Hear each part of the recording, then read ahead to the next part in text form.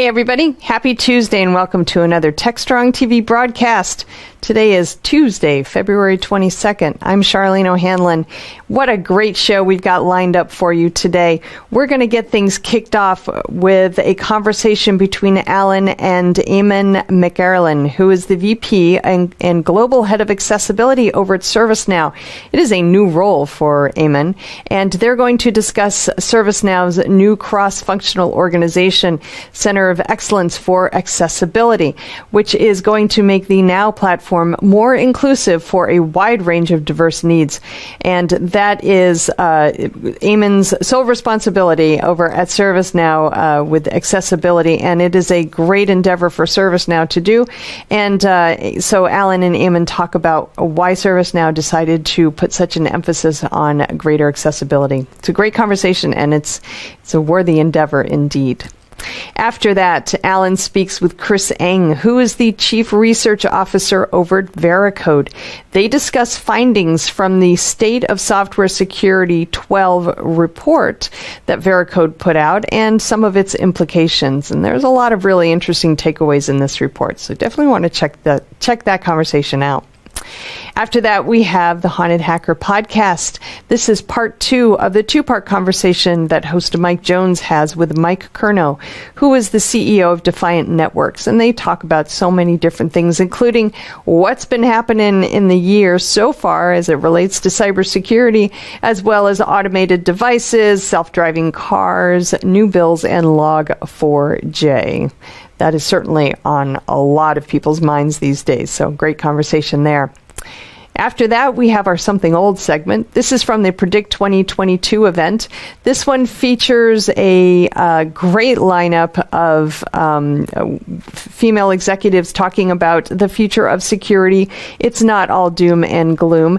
This features Nicole Dove from Warner Media, Caroline Wong from Cobalt, Vanessa Pegueros from OneLogin, Marnie Wilking from Wayfair, and Patricia Titus from Markle Corporation.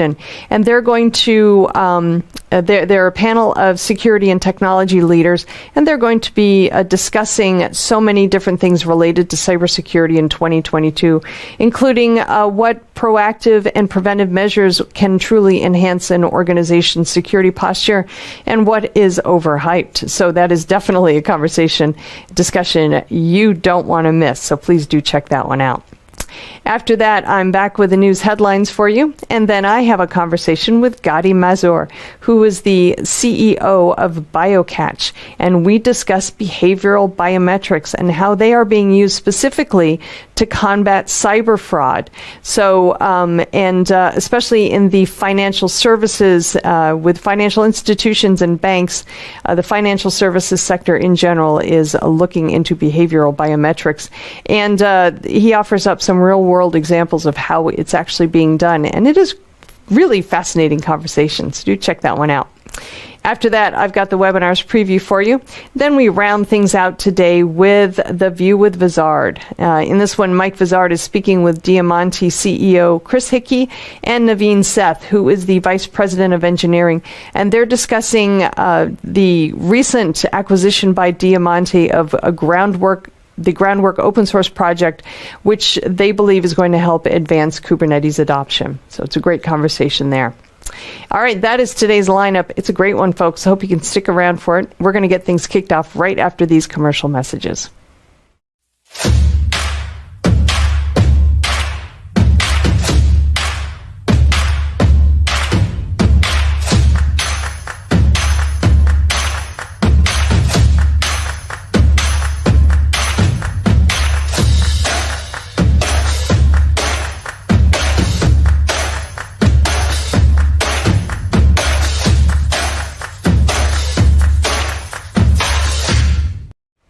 All right, welcome back, everybody. Kicking off today's Techstrong TV broadcast is a conversation between Alan and Eamon McErlin, who is the VP and Global Head of Accessibility over at ServiceNow.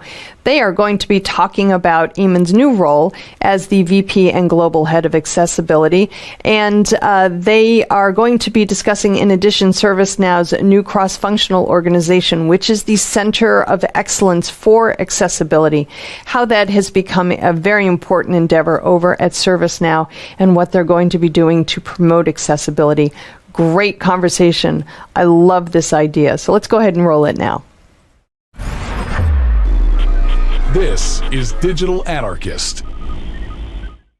Hey everyone, welcome to another Techstrong TV segment. I have a first-time guest on here I want to introduce you to. His name is Eamon Makarian. I did it so good off camera and I messed it up. Eamon, say it right for me. Eamon Makarian. Eamon Makarian. Okay.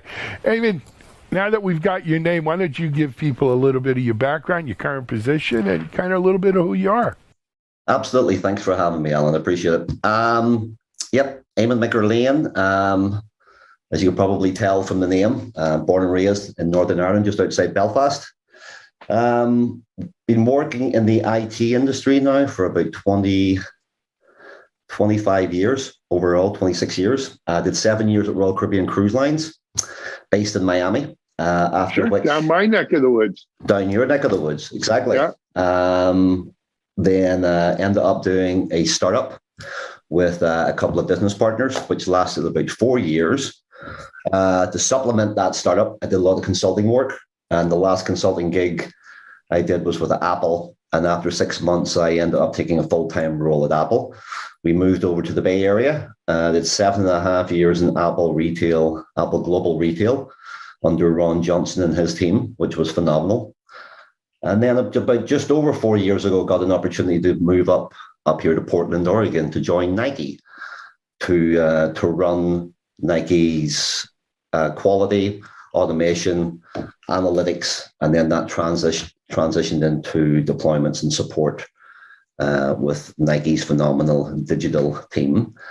Mm-hmm. And ultimately, about middle of October, the end of October, I decided to move on to where I'm at now, which is VP and Global Head of Accessibility for ServiceNow. So currently I've been in this role. I think literally this is my 3-month anniversary. So congratulations. That's my history. Yep. Yeah, that's fantastic. And look, I mean, you've been blessed. You've worked with some great companies, some great brands. I mean, Royal Caribbean, for those, I mean, I live down here in South Florida, right? There's a lot of cruise lines down here, but Royal Caribbean has, there's a certain quality to the Royal Caribbean brands that maybe, and I'm not bad-mouthing any other cruise lines, please don't yell at me, but there's quality and there's quality within the cruise industry. But then, I mean, obviously going out to a place like Apple, you want to talk about quality, and Nike, Nike was doing digital transformations before it was cool, right? And they've kind of led the way there too. Even I remember I was involved in the Techstars program. Oh, really? And there was a Nike Techstars kind of sub, Techstars just for Nike at one point, where it was helping to develop they were looking for companies that were developing apps for the Nike kind of technology. It was pretty cool stuff. But this role with ServiceNow is a little different, right? Around accessibility. I make a habit of trying to talk to people who have these up and coming new roles, especially at like an executive level, right? For instance, I have a friend, I've spoken to her a number of times. I think it's at Twilio, where she's like chief of like responsibility, right? Corporate responsibility, doing good for the world, right? Using the corporation's assets and roles. Let's talk about this accessibility role, Eamon. Right? What, in your mind, talking to people, what's really your job? What's your aim here? Yep. I think my introduction to accessibility started at Nike, working with the retail stores. I had the good fortune of working with many companies or many departments within Nike.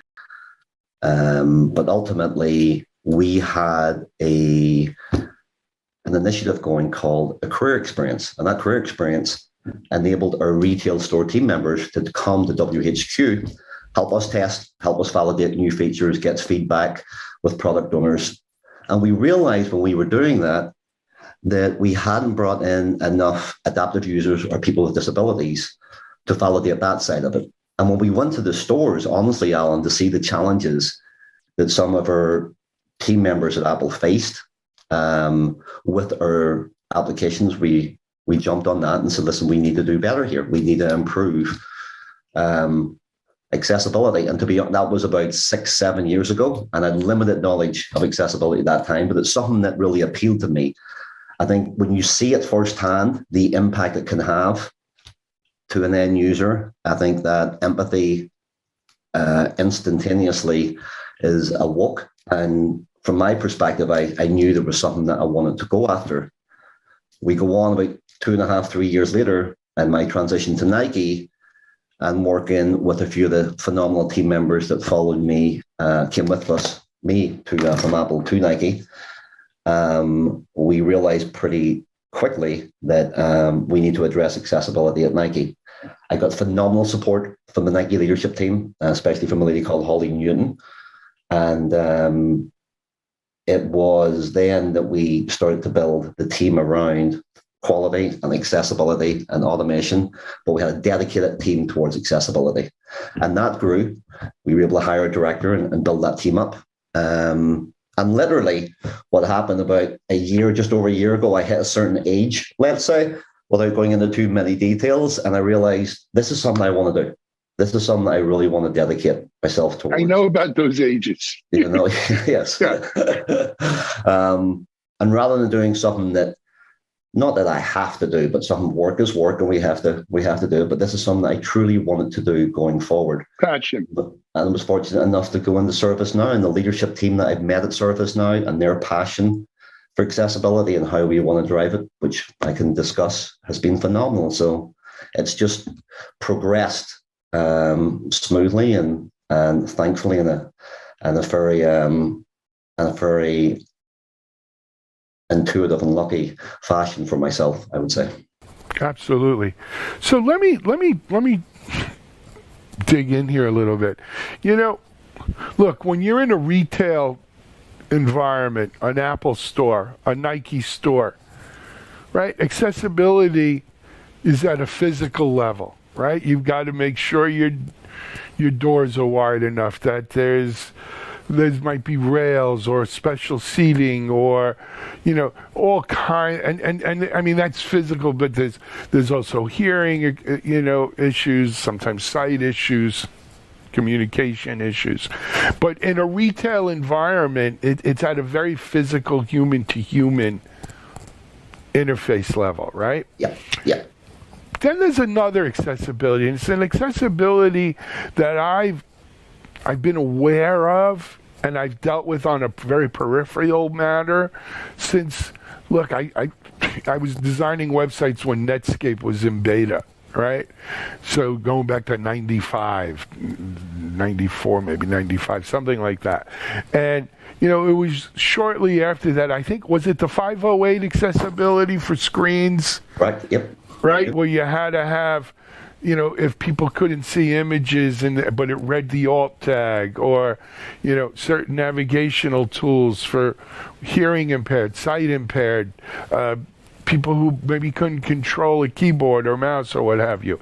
And to me, that was machine to person accessibility, right? You had to have good user design so that a person can interact with that machine, with that website. Different than physical, in-person kind of stuff. We think of ServiceNow as a digital company, right? You don't have ServiceNow stores in the mall. Nope. Not yet, anyway. So let's talk about what's the mission at ServiceNow, right? It's a different mission than the Nike store or the Apple store.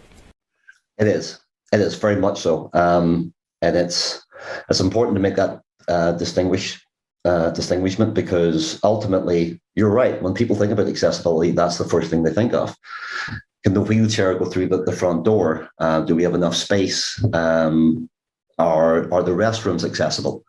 But when you go on and start working with a platform company, and as broad as we are, the platform of platforms, it's a whole different world. And the way that we look at it is we need to be able to create the optimal consumer journey for every single user, independent of their disability. And we work through different companies. W3C, WCAG is the WCAG, consortium and conformance that we like to adhere to. But ultimately, it's all about working with the people with disabilities. They are the experts. They truly are. And when we start now going forward, we have a multi-tenant approach, meaning it's not just going in there and fixing issues. Going in there and fixing issues isn't going to get us to where we need to be. We have to be able to embed accessibility compliance as part of our software development lifecycle. Because if you don't do that, we're never going to end up getting to where we want to be. We got to be, there's awareness factor. I'm sure you know about unconscious bias training, as an example, in the HR world. It's mandatory for every employee.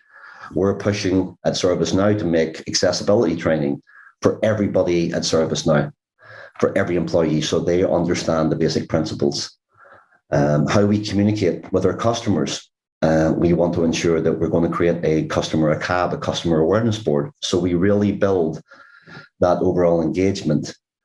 The wonderful thing about the accessibility community as a whole, it's the most sharing, giving community you ever want to work with. It's not like we're doing this, you can't, we're not sharing it. We put all the work into this, we're not giving it to you. It's the opposite. It's truly extremely collaborative community.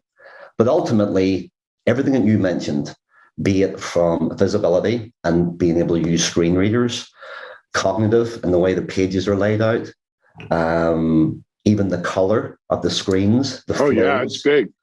It's everything that we do now going forward will have that accessibility mindset in mind.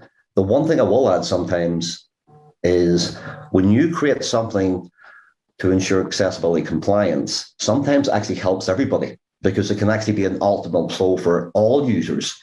So we never just like thinking, okay, we're just taking it for regular users and taking it for working it with people with disabilities. We want to look at it holistically. I think that makes sense. That was the lesson I learned, Eamon. For a long time, I've been an Apple user for a while.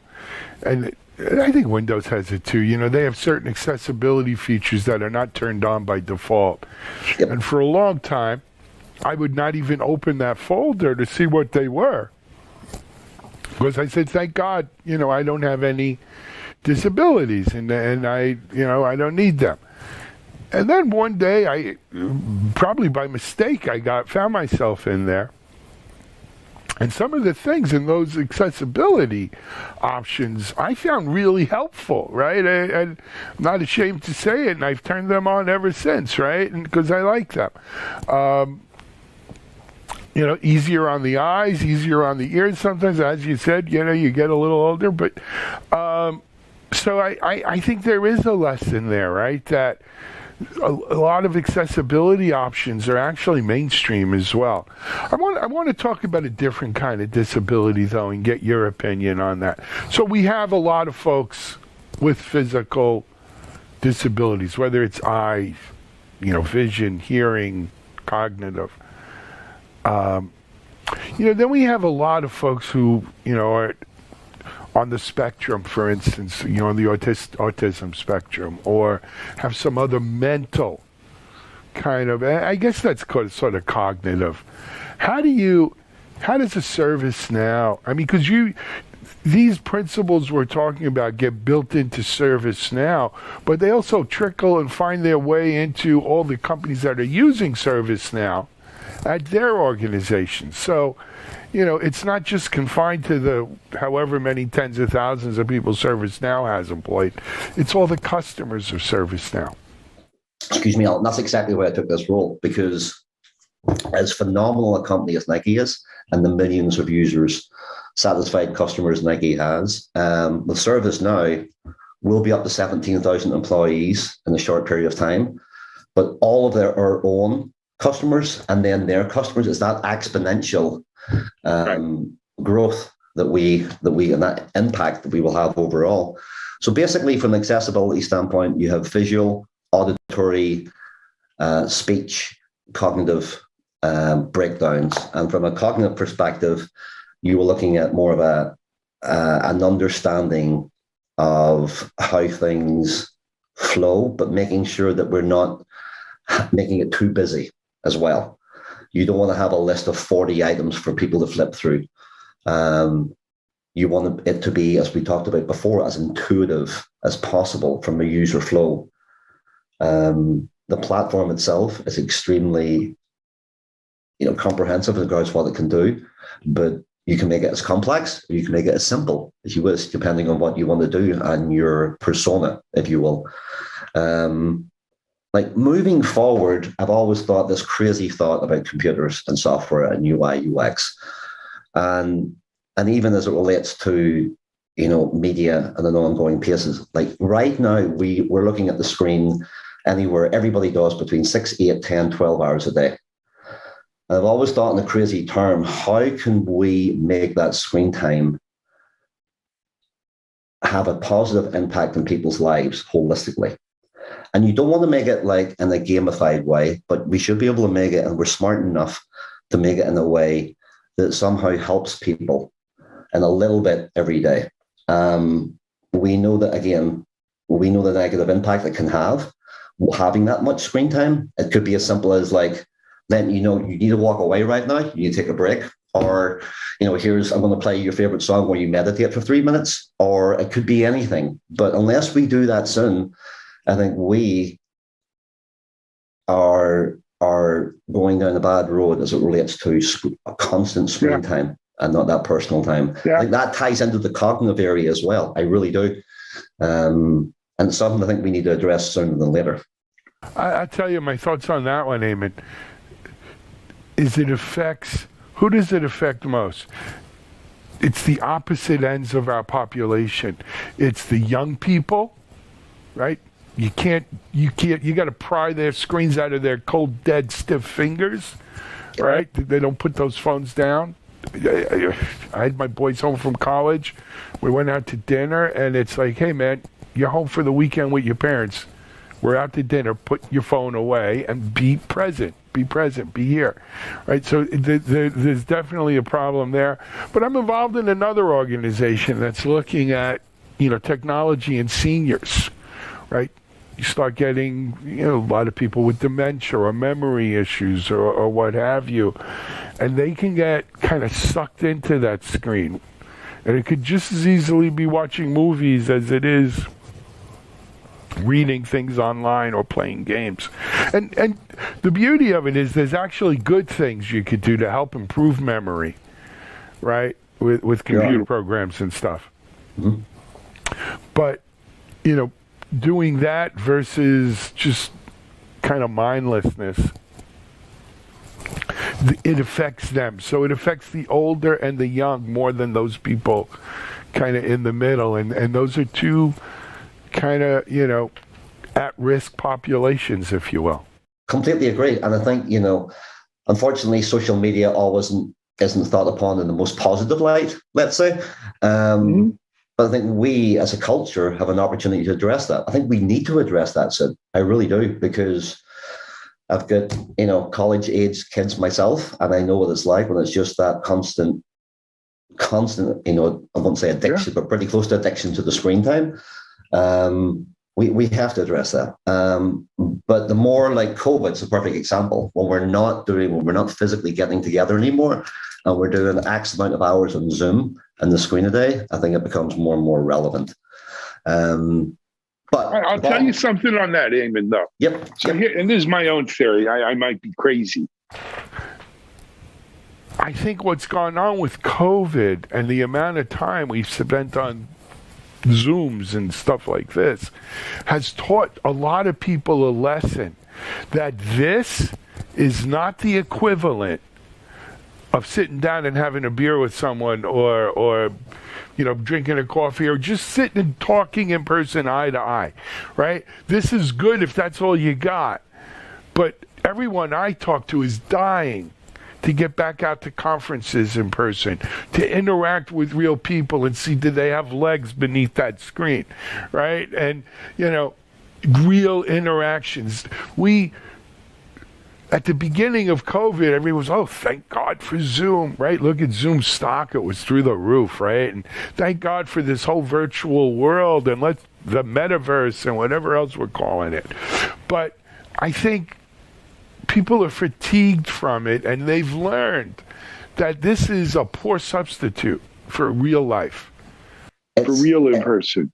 It's just not the same, Alan. It's not. It's truly not the same. And what concerns me is there's a certain age group, back to the age group, there's a certain age group that when I hear, our sons or other kids talking about my friends, I'm hanging out with my friends all the time. Well, they're not actually physically hanging out with their friends. No, they're not. They're hanging out with their friends here. Or whatever, yeah.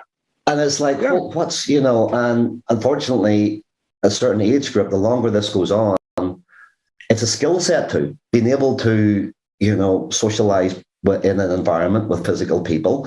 If people do have concerns about that or anxious about that, the longer this goes on, the worse that gets overall as well, that anxiety. So to me, I've always been a people person. I always love physically meeting people and sitting and looking at them and being there. So I think there's health impacts across the board. And I think, to your point, there's multiple ways we can address it. I just think we shouldn't ignore it. Is the biggest thing. Agreed. Anyway, hey, Eamon, we're probably way over time. I wasn't paying attention. But for people who want to, find out more about what ServiceNow is doing around accessibility and stuff like that, is there a place on their website that they can get information? We, under servicenow.com, we should have an area for accessibility. If we don't, please, through this communication here, I can forward all my contact information, but at Eamon. So we'll try to put it in the notes, but that would please. be great, man. And Eamon, look, this really good work. As you said, you get to a certain point in life, and just getting up to go to a job every day, I mean, if you have to, you have to, but you die young. Doing something you're passionate about that you think makes a difference in the world, it's not work at all. It's following your passion. So I'm happy to see you be able to follow your passion, man. It's a great thing. Listen, Alan, I really appreciate it. And the last thing about sharing my information, please do, because the one thing I've learned about this role is you have to be humble. You have to understand we don't have all the answers. Our users with disabilities are the experts themselves, and we have to listen to them more than anybody else. So any advice, feedback, lessons learned, lessons sharing, we are always willing to take as much advice and feedback as possible. So I'll throw that out there. And Alan, listen, thanks for the visibility. We're trying to do the right thing here. We appreciate collaborations like this help. We really do. We really appreciate it. Good, man. Eamon, best of luck. Come back and keep us posted. I will indeed. We're going to take a break here on... Thank you, my friend. We're going to take a break here on Techstrong TV. We're going to be right back with another guest shortly.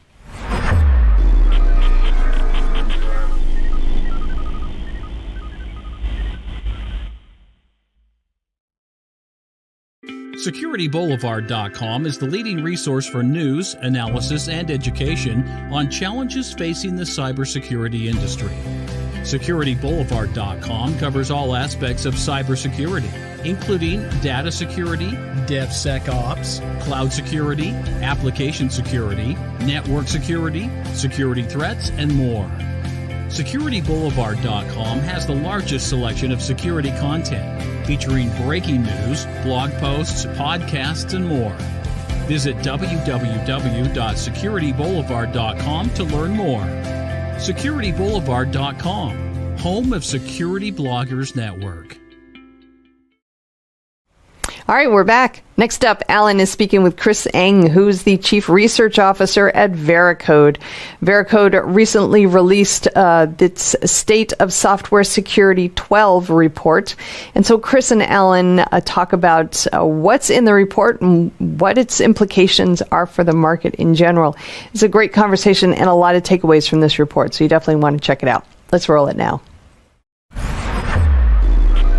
This is Digital Anarchist. Hey everyone, welcome to another Techstrong TV segment. I'm really happy to be joined by my friend Chris Eng of Varicode.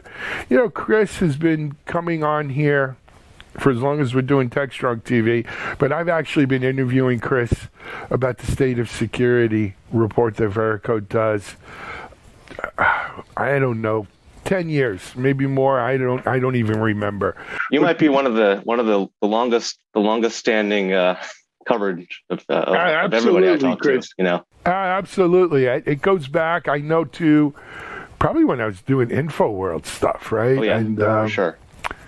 Even before Bloggers Network. Anyway, Chris Eng, it's good to have you on. I hope all is well. How are you, man? I'm good. It's good to be here. Nice to see you. Nice to see you. And for those who in our audience aren't familiar, Chris, well, is it VP Research now? Yeah, I'm the Chief Research Officer here at Varicode. Chief Research Officer. Yeah. That's grown over the years too, right? It's hard to keep track of, but yeah, the team's been growing, and we handle everything from applied research to product security to incubating new products now. So a lot of stuff going on.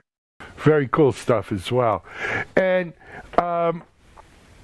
for those who don't know, Chris is a very modest guy. He's not going to tell you, but he's really one of the sharpest guys in our industry, and it was a pleasure to talk with. Chris, let's give, I kind of mentioned already, we're talking about the state of security, but let's give the folks a little background on the report, right? This isn't your first time through this. This is not. This is the 12th year that we've been doing it, and actually probably like the 14th or 15th report, although it is called number 12. We've done a few little interim ones in the middle to kind of focus on different areas. But yeah, this is something that we are uniquely positioned to do as a cloud provider, because Varicode customers scan their software through our platform in the cloud. We have insights into what they're doing, how often they're scanning, what they're finding, how quickly they're fixing things, and we can report on those things over time. So unlike some of the reports that you might read that are survey based, that are asking people like, hey, what are you doing? What do you plan to do? These are actually, there's no hiding from the truth on these. Like, this is what you're actually doing, what we're actually finding, and how things are getting better or worse over time. So we can slice the data however we want. And we like to put that out in the public every year at least. And the data set has just grown and grown and grown over time. This time we're talking about 500,000 applications. The first time we did this, we were talking about 1,000 applications. So it's come a long way. So it's real data. It really has. It is real data. And that is, look, we have Techstrong Research here as part of the team, and they do a fair amount of surveys and everything. And a lot of the reports we see out here are based on surveys. And the problem with surveys with me is a lot of times it's like Facebook, right? On Facebook, everyone's life is either wonderful, like, oh my God, I wish my life was that easy, right? Yeah. Or you get the other half, not the other half, but the other subset of people who are just always, woe is me. This terrible thing happened to me. This one died, that one's sick, the dog and cat are this, And there's no in between of just real life, right? It's either that or that's polar. And it's the same thing with surveys. People, are they really going to tell you where their warts are? Right. Even if it's anonymized.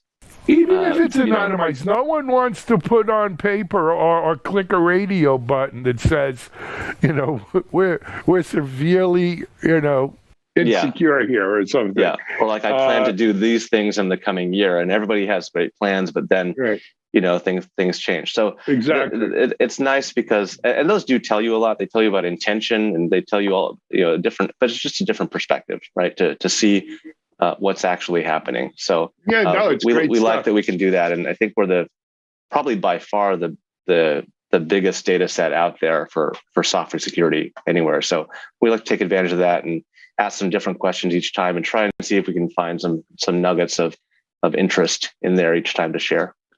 Absolutely.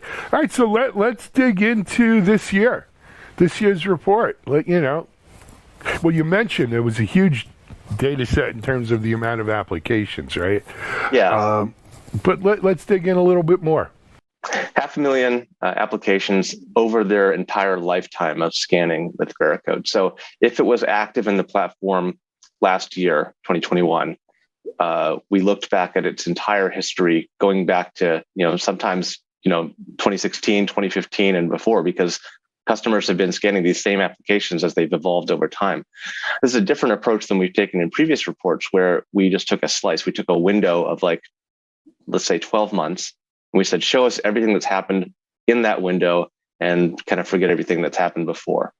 And so this has given us some kind of longer term trending of some of the items that we covered. So I'll tell you what some of those are. One of the things I think was the most interesting, especially as we've seen the focus on open source recently, Log4j and everything else surrounding software bill of materials and the open source ecosystem, is the amount of time that it's taking organizations to patch their vulnerable open source is dropping dramatically. It's getting a lot faster. Now, it's still not fast by any stretch, but I'll give you a couple data points. In 2017, it took about 3 years for an organization to fix half of their known open source vulnerabilities. So just to get to the halfway point. And it's a long tail after that. But today, or in 2021 at least, it's taken organizations just over a year to get to that same halfway point. And that is, that's a 3x improvement. We shaved 2 years off that median time. And clearly, there's a long way to go, right? If you look at what Log4j response time had to be last month, or actually in December, there's no waiting a year for those things, right? You had to do those. People were working over the weekend to get that done in a couple of days, or and the long tail was a couple of weeks. So it was a long way to go, but that's a dramatic improvement, and I think that really speaks to the increased visibility that we're seeing on open source security these days. So that was a good one. Yeah, I have two kind of points I'd like to discuss with you on that, Chris. The first one is why, but let's hold it off for a second. I think the Log4j, the whole Log4 thing, is a great example of why sometimes just looking at the average isn't really a good indicator or a good metric to follow, right? Because when you do get a critical, supercritical, whatever you want to call, 3-alarm blaze like Log4 was, that time frame is compressed, as you mentioned, drastically. I think when we look at something like, we went from 3 years to a year, that includes probably a lot of just not as critical vulnerabilities, not as mission critical, not as, and so I'd love to see slices of that based upon severity, right? And I bet you we've probably made even more progress. Yeah, and that's partly why we like to talk about the median to get to that 50% point, because we know there's a lot after that point that's not going to get fixed, maybe ever. And we like to show it in the form of a curve. So you can imagine sort of the asymptotic long tail, but something that starts with kind of this steeper drop off that shows that, in the first, let's say the first few months, you cut a lot bigger chunk of that vulnerable population, and then it kind of flattens out after that. And so there's some charts in the report to show what that looks like, not just for open source, but for first party vulnerabilities, so static and dynamic. And open source is actually the slowest of the bunch. Probably because it's a little bit newer of a problem to some development teams, I think. But there's good progress in every area. But yeah, you're right. Averages are always difficult to extract the real truth from, but we do what we can. What do you attribute the improvement though Still 3x improvement is nothing to sneeze at. What do you attribute that to? Well, I think, and this is interesting because in our previous report, we tried to isolate the different factors that actually affected fixed time. So we said, well, look at all the organizations that are doing that have a faster, that are scanning more frequently versus less frequency, right? Like one standard deviation above versus one standard deviation below. How does this group's fixed times look compared to this other group's fixed time? And we did that for like a dozen different factors, just isolating them like that and comparing. And we actually found that organizations that scan more frequently and more regularly, so like let's say every week instead of a bunch of times at the end of the month, both of those factors actually correlated with faster fixed times. And so more frequent scanning is another trend that we have seen over the years. I mean, the average application is scanned 20 times more often today than it was 10 years ago. Like I think in static, 3 times a week or more is the norm. Like I think 90% of applications or more are being scanned like 3 times a week, which would have been unheard of in 2010 or even 2015. So you look at that scan frequency and regularity going up, and you cross-reference that with the previous finding that we had last year that showed that scan frequency improves fixed time, and you can see why it makes sense why we're seeing the things that we are. And there are, of course, other factors, right? There are cultural factors. There are probably some process and technology factors also. But and I think the reason that affects the fixed time is because it's just in your face more often. You see it, like you're scanning 3 times a week, maybe every day. That Jira ticket is getting refreshed every time. It's there. There's just a little bit more visibility than there may have been in the past. But here's another thing that I'd like to bring up and get your opinion on. Scanning, that's fantastic, by the way, frequency of scanning. I mean, going back to my vulnerability scanning days in 2005 when we couldn't talk people into scanning once a year. But, scanning gets done by the security team, or many times it's automated but set up by the security team. Fixing the vulnerabilities, though, especially AppSec vulnerabilities, a lot of times is getting done by developers. Oh, always being done by developers. Right. But the thing is, that's shifted too, though. Yes, that's the point is, hey, we are now at a place, not only are we scanning more frequently, but the results of those scans, maybe it's because of tools like Jira or whatever, but the results of those scans are getting to the developers who are responsible for the fixes. And that might be a bigger story than the frequency of scanning, quite frankly, that we have the developers fixing 3x more. Yeah, well, I mean, it's all tied together. I mean, why are they able to scan more frequently? Well, it's because the tooling is better. It's because the APIs are better. It's that there are integrations being built for GitLab and Jenkins and like whatever CI/CD. I mean, you're following DevOps way more closely than I have. I mean, you see all that happening. All the tools are building integrations, and so if it's happening in the pipeline, that's way better than if it's happening kind of out of the process, and then a security person is coming with a PDF and handing it to you, right? So everything is being moved.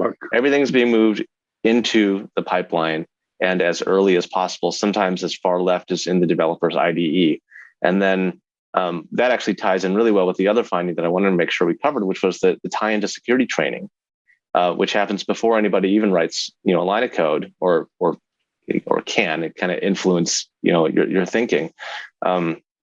And we looked at companies that are using our latest security training product versus those that are not, and found that the ones that are using it fix 35% faster.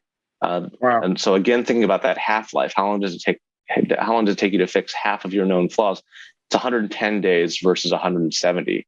And the reason I think that is because this is not normal training. This is not the slideware that you are accustomed to clicking through and reading about, the OWASP top 10 and, just reading some words on a slide. these are live environments that as you're a student, you start up a lab on SQL injection. Well, an AWS instance gets spun up with a vulnerable application on it. We have some steps that walk you through it, and you're running on a live server and able to practice exploiting those things, understanding what the code looks like when it's vulnerable, fixing it, proving to yourself that you have fixed it, looking at the logs, messing around with whatever you want, right? There's no guardrails other than the fact that you can't touch other thing in the AWS account, but there's no guardrails on the server. So you're learning by doing, and you're learning by experimenting. And I think it has, I just think it's a better way to learn. It's more interactive. So let's talk about this. Is a Varicode training product. Yeah, it is. Actually, it's something that we acquired a few years ago, and then have continued to build lessons on because we just thought the approach was so great, and it's just so differentiated from what else was out there. I mean, you have some lab style training products out there, but they're simulations. It's as if you're interacting with a product, but if you try to do like a command that it wasn't ready for, it'll just not recognize it. So so we've been doing this. We've had this rolled out now for a few years, and the momentum was good enough that we were able to get a good solid amount of data from it, and just kind of see what's that correlation of fix time. And it could be, People who are interested in that training, Chris, what's it called? Where do they go? Yeah, it's called Varicode Security Labs. And so it's on Varicode.com, like everything else. And there's actually, I think even, I don't want to lie here, but I think there's still like a sort of a free trial thing for developers where you can just try out for a couple of weeks and see if you like it.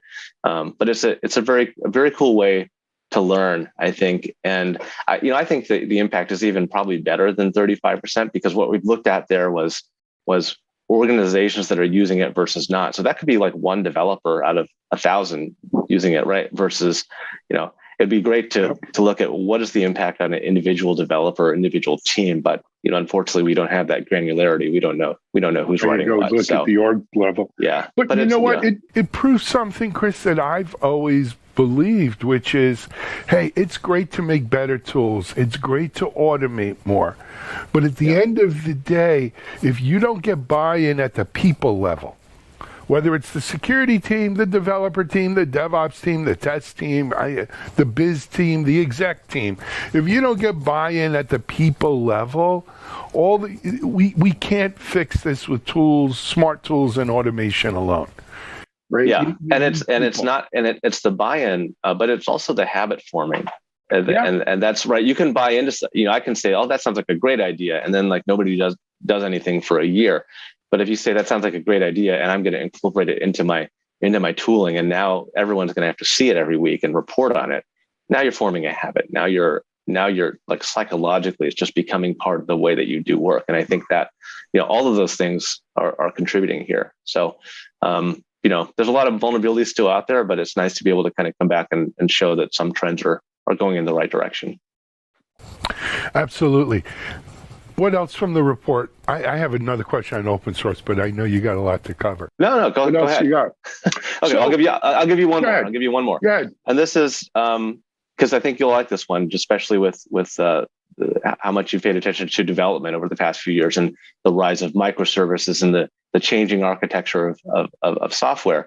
And between 2018 and 21, we noticed that there was a drop in. So if we looked at applications that were uploaded to us that contained multiple languages in the same kind of tarball or zip file, whatever was uploaded to us, it was 20% in 2018. It is 5% today.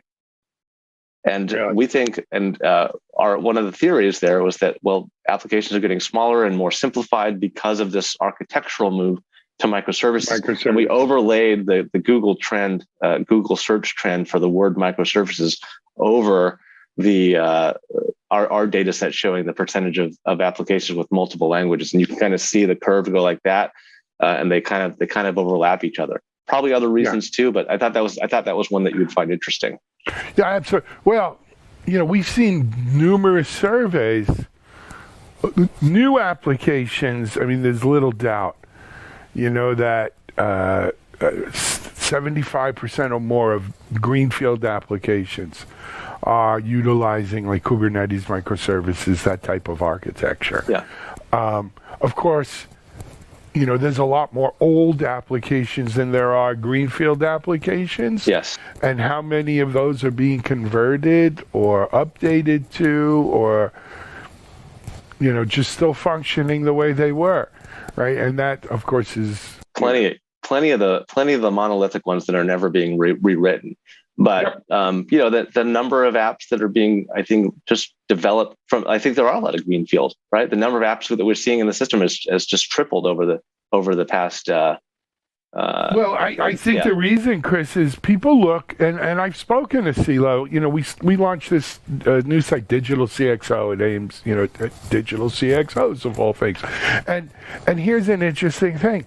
Clearly, a lot of organizations, rather than updating that monolithic app or converting it to microservices, say, the heck with that. They'll just go start from scratch, make it clean, nice, and then when the time comes, they switch it over, right? And they, that's it.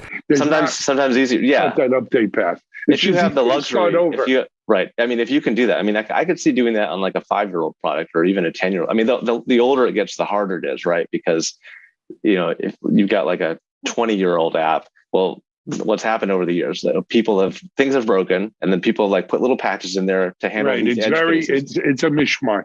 But nothing's documented. For instance, we're doing a dinner down here in Miami, a digital CXO event, and we've got some folks from the gaming industry, right? So the gaming, the Caesars and the MGMs and these people for years have had apps, right? Whether you're a high roller or you're, whatever. And, with the advent of online gaming, they could have built that onto the existing. Yeah. No, they said, we're done with this. They started fresh with a modern architecture, and that's what allows them to scale and handle billions of dollars in bets and everything. And update, quicker and add new new games, add new features, whatever the case is. Yeah. And, without being tied down to the whole program better. Yeah. So, and that's one example, but you could go industry by industry with this stuff. That's part of the digital, it's such an overused word, but part of that digital transformation is, hey, I'm not going to try to take your father's Ford and make it an electric, F-150 Lightning. I'm just going to build a whole new platform for the electric Lightning. And you can keep your old gas-powered Lightning until it dies, right? Yeah. But you want the electric one, and that's the deal. But it's interesting. Hey, we're way over time, as usual. Whenever I talk to you, I apologize. Always happen. For people who want to really dig into the survey, I mean, and guys and gals out here, this is a great survey. It's one of the best surveys in security if you really want to dig in and get at the data. Chris, where can they go? Yeah, so it's on our website, Varicode.com/SOSS, which stands for State of Software Security. So the PDF is there. There's also an interactive that you can kind of play with different languages and flaw types that have appeared over time, and there's different artifacts there. But yeah, it's a good read. We try to shorten the report every time. It's still 40 pages, but there's a lot of pictures, so hopefully that makes up for it. People like pictures. Yeah. Chris Yang, it's great seeing you, man. I hope to see you in June at RSA, if not before. Me too. Yeah, keep our fingers crossed. Yeah. All right. Good work, man, and thanks very much. You bet. Good seeing you. Bye-bye. Chris Yang, Chief Research Officer at Varicode on Techstrong TV. We're going to take a break, and we've got another guest coming up.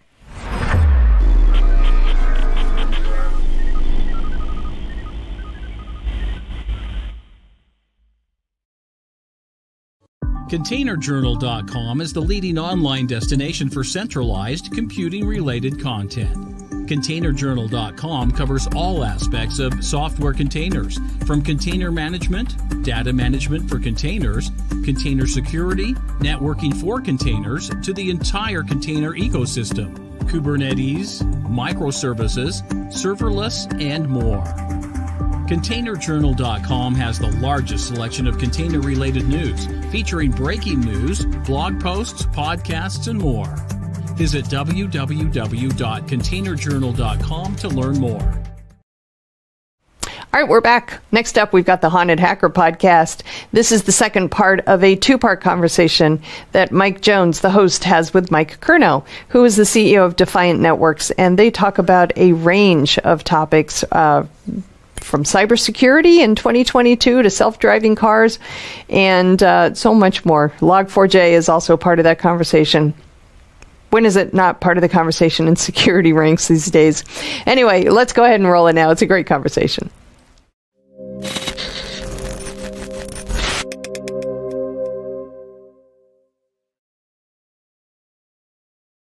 Yeah, I was really amazed to see that a malicious APK could sit on an AWS server and people access it for months on end without anybody stepping in, which is shocking, right? I know from other experiences, you do that on an ISP and they're more than likely to shut you down. But with AWS, I was really shocked. I was like, wow, they're really going to let this individual host this APK on that server for months and get reverse shells, but nobody's going to stop him. It's really weird. So 2022 brings a lot of guesses on what's going to happen. There's a lot of potentially, earth-changing decisions being made just right now. What do you think 2022 brings to the table for cybersecurity?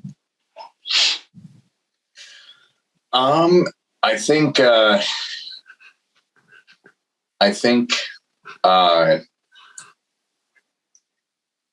critical infrastructure agencies, so like your power, water, transportation. I've seen just a big scramble to, fix as much stuff and plug all the holes in the sinking boats as they can. I say sinking boats just as a metaphor because that's why you would plug the holes. Not that they're sinking, but yet. I think there's going to be at least in the industry, in the market, there's going to be a lot of people capitalizing on this kind of scramble to plug everything up. You might get a lot of people that are maybe not so good trying to get work doing that, and it might be a mediocre job that they do. But I think generally speaking, you'll see a scramble to fix everything. You'll have these pervasive RCEs attacks. I kind of feel like every few years we get one, like whether it's Eternal Blue or Log4j. Just these, like, only time can tell when these RCE things can come up, and people might use them as a backdoor for stuff. I think now that the Infrastructure Investments and Jobs Act has gotten, that bill got passed, and so now it's like law, or whatever the term is. I think it's law or whatever, but there's going to be a lot of effort towards that. And that bill has a few good things in it, a lot of crap in it, and they have some really scary stuff in it regarding automotive monitoring, which scares the crap out of me. Right. So I think you're going to see a lot of, I can talk a little bit more about the automotive stuff because that's something I've given a lot of thought about. So, okay, I'm kind of getting into a tangent here. So, so to boil it down, you'll see a scramble of infrastructure agencies trying to plug as many holes as they can, putting out RFPs for, cybersecurity, or having more cybersecurity in their RFPs and whatnot. And then that's the optimism in me coming out. I think if you have good people in the seat of, security officer, you'll probably end up having that. I think there's going to be a lot more concentration too on trying a lot of, vendors and manufacturers will have to meet certain things put out in this infrastructure bill, right? So I think 2022 is really just going to be a lot of work. And I think There is, I think Log4j will probably be something leveraged for the for the long run of 2022, just because of its pervasiveness and how some entities can't just, Thanos snap it away, right? It's going to be there for a while. I would say that's really it for now. Let's dive off into the automated car and the connected car situation. I know that's one of your hot topics. Yes, it is. I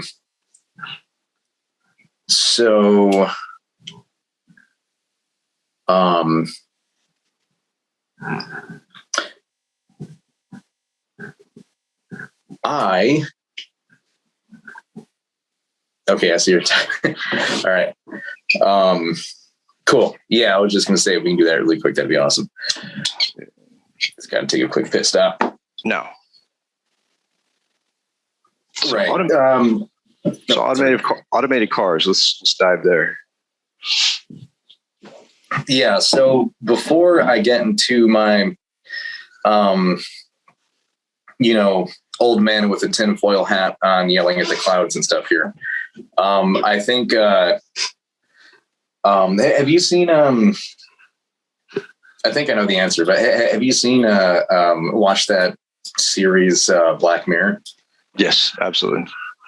So, okay, perfect. Do you remember the episode, Hated in the Nation? It had to do with the bees, the robot bees. Yeah. Right. So, okay. So,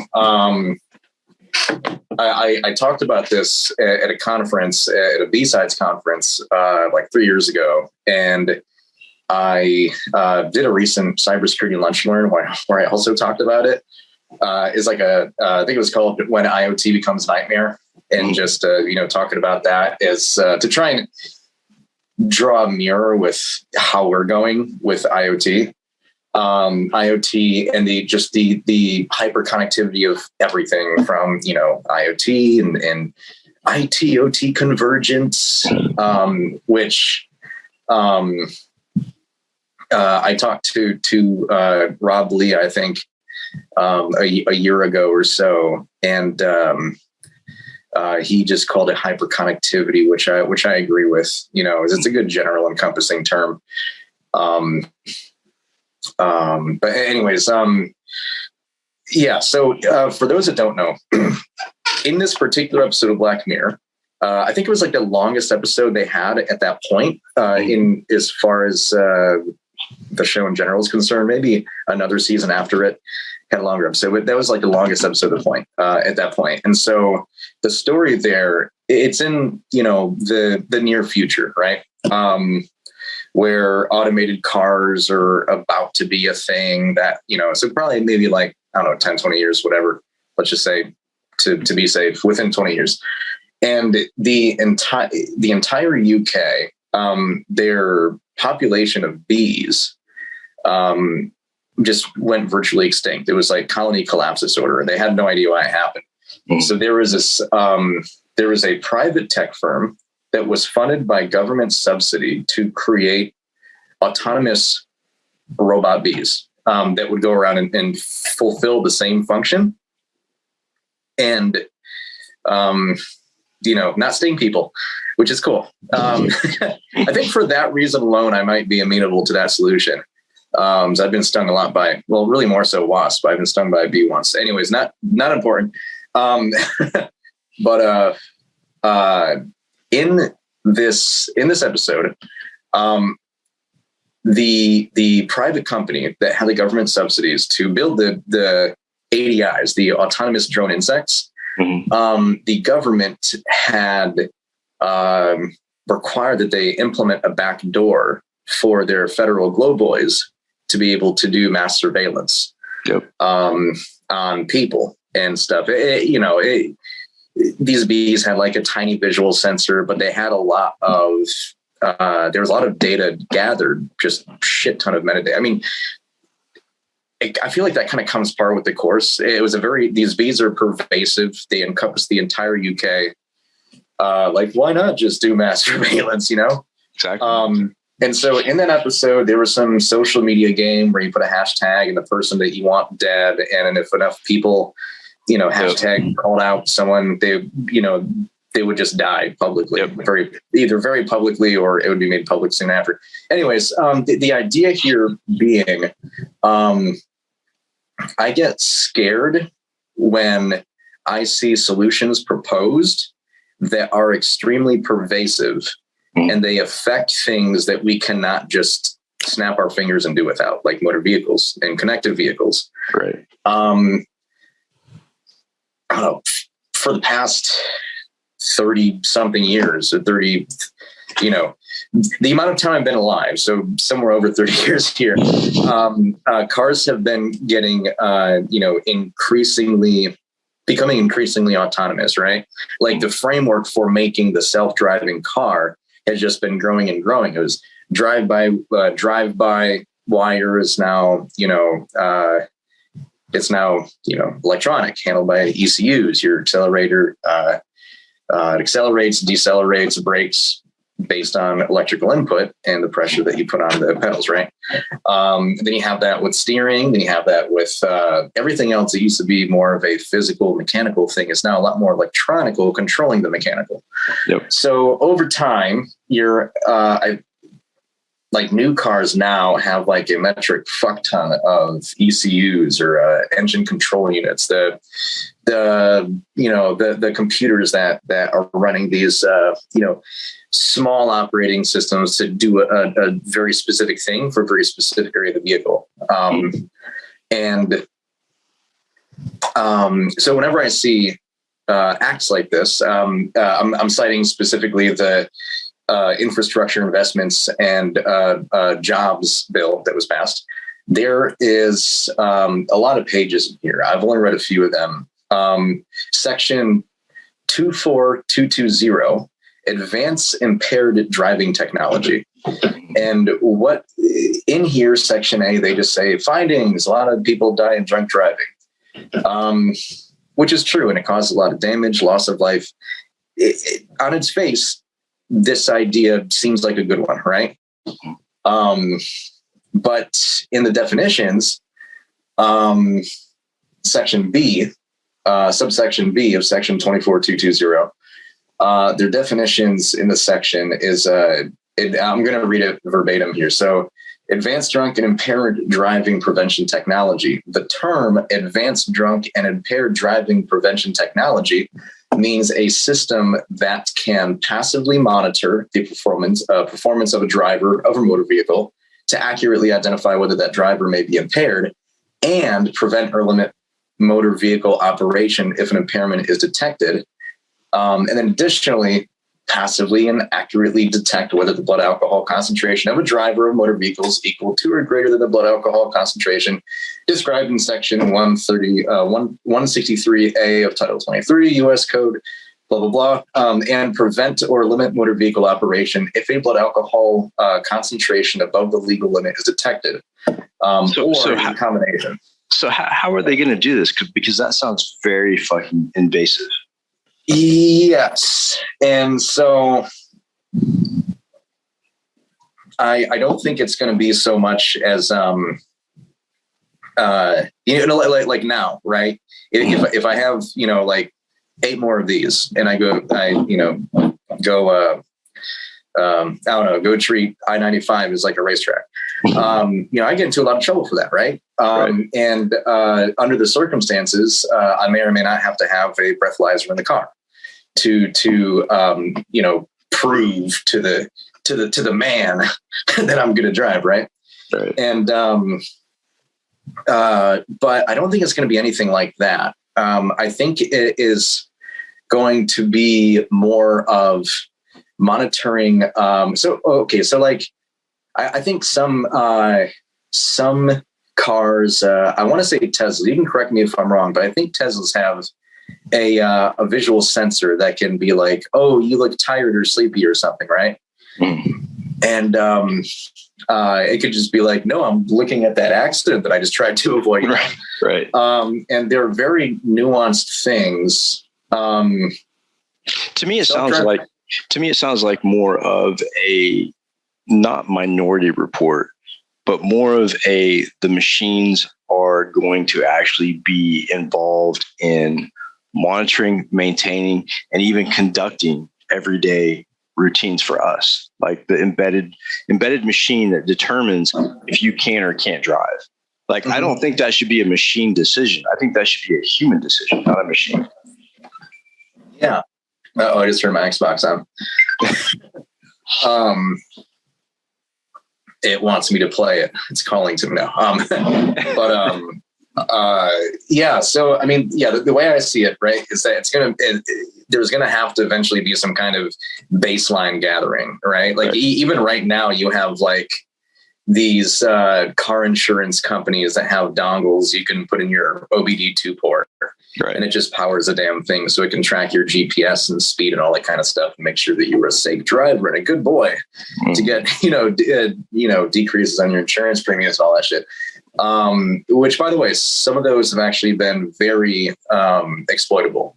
Different story, but I think the Progressive one was really bad at one point because I've done tests on different OBD2 dongles, and a lot of those have a lot of work to be done. But gathering a baseline of your normal driving habits. And when you start going outside of that, then it starts, kind of throwing up red flags. And it's like, well, what if I'm just on a bad road? Right. Like, what if I'm driving on a bad road, or what if there's, hopefully you would assume they would correlate that with data from GPS, like Google or Waze or whatever. Right. The same way that they correlate all the GPS locations to tell when traffic is slow and stuff like that. However, I don't see this as the language is also extremely vague as well. So this can mean almost anything. You can stuff a lot of stuff into it. If it's vague, the government can also push other, agendas into that bill. One of the things, that kind of machine-driven decision of whether or not you're like impaired or like too tired or something, it's not always going to be the case. I don't really see any room for nuance here. And at the same time, they also have this provision in here: prevent or limit motor vehicle operation if an impairment is detected. And that also kind of scares me because, like, what if you've got a visual sensor in the car? I'm drinking one of these, and then it thinks I'm drinking one of these, and it's like, stop the car. And I'm doing like 70 miles an hour on the interstate.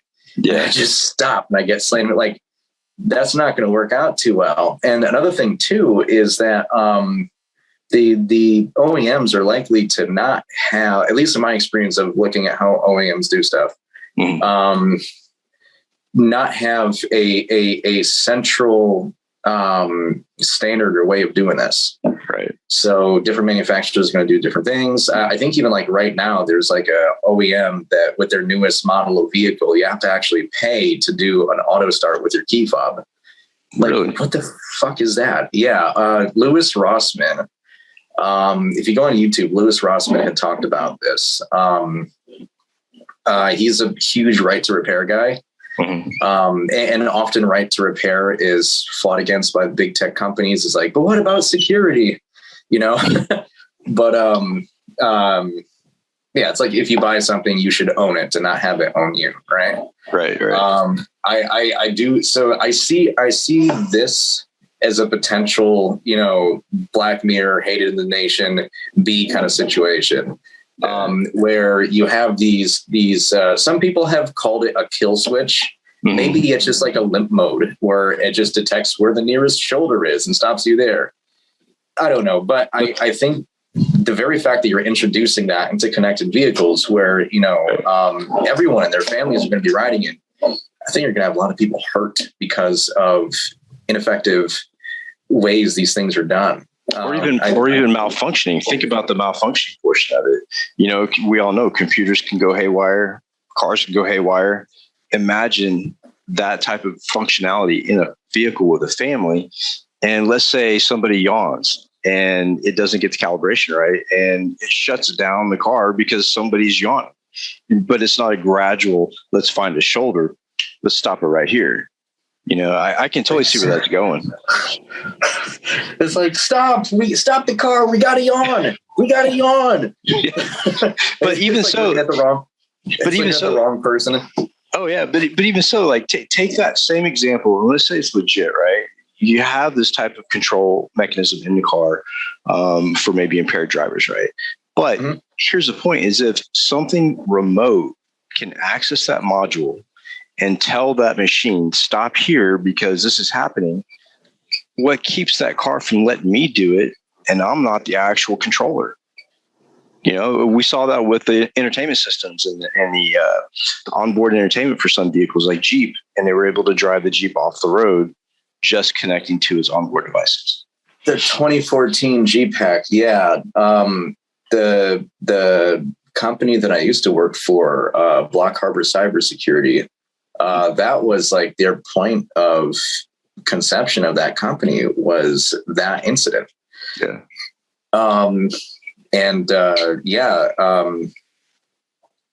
That was a scary thing. Like I said before, some older vehicles didn't properly segment areas of the CAN bus network. Yep. So you can get in through a dongle. Could be insurance dongle. It could be some kind of diagnostic tool. It could be just an insecure application in the IVI, the in-vehicle infotainment center. And yeah, that was a scary thing. And luckily, I won't say luckily, like fortunately, manufacturers have fixed a lot of this in their newer vehicles. But it's still not perfect because it sounds like they're re-implementing it as well, right? So they already had that type of system, but with this new legislature, they're going to put more in. Yeah, and I feel like the same way that in the Black Mirror episode, the government had alternative interests. They were like, yeah, pollinate the plants and shit, but also watch the people. Yep. I think a lot of it'll be passive, but just think about how dissidents will be treated. Think about the journalists right now that get raided because of some innocuous thing or some kind of political dissent. Something that just gets some kind of like ham-fisted response by the Glow Boys. Yep. It's like, this person drives this vehicle. And vehicle tracking, even it's not even like super advanced right now. I mean, besides if you have access to GPS and all that, sure. But if there was something I was looking at, are you familiar with the Weigel.net, the Weigel project, the war driving app? Yeah. Okay, so a lot of connected vehicles have their own IP addresses and stuff, like their own network names. Their own network names. I could be driving on the interstate or just through town here, and I can be running the war driving app, and I can see the network name for a vehicle that's right next to me.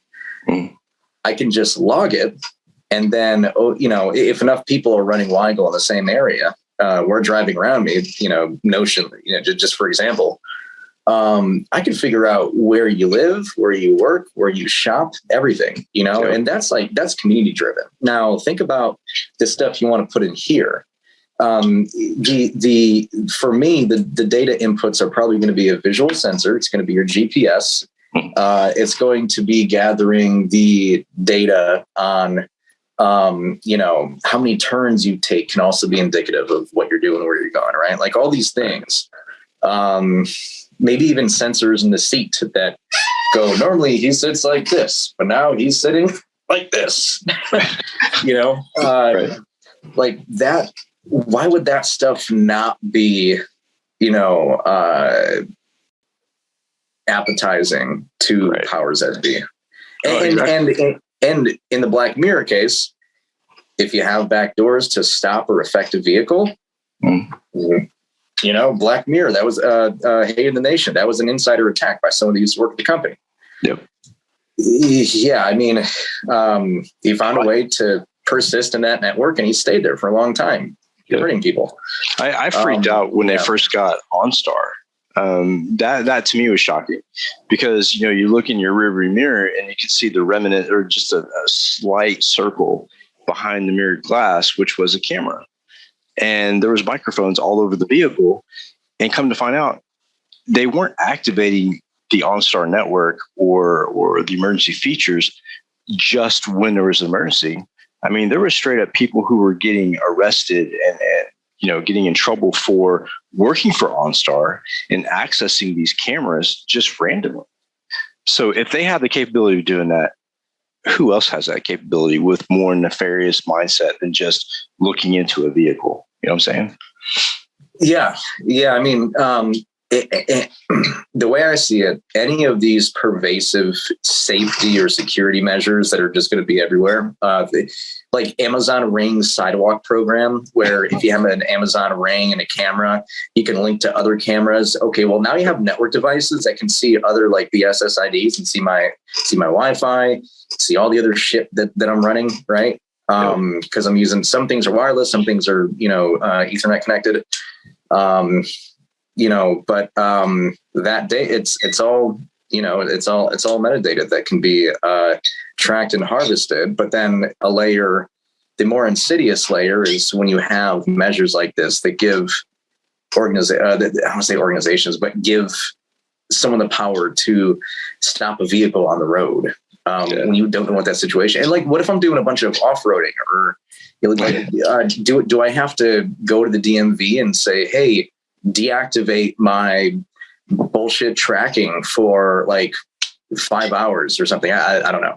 Reminds me of banking. And, if you make a transaction that you don't normally make and they shut your shit down, I can't count how many times that's happened when I was doing something legitimate. And they're like, I would call Wells Fargo back when I was with Wells Fargo and say, wait a minute, dude, I'm just in the line for Jack in the Box. I mean, why the fuck did you shut down my card?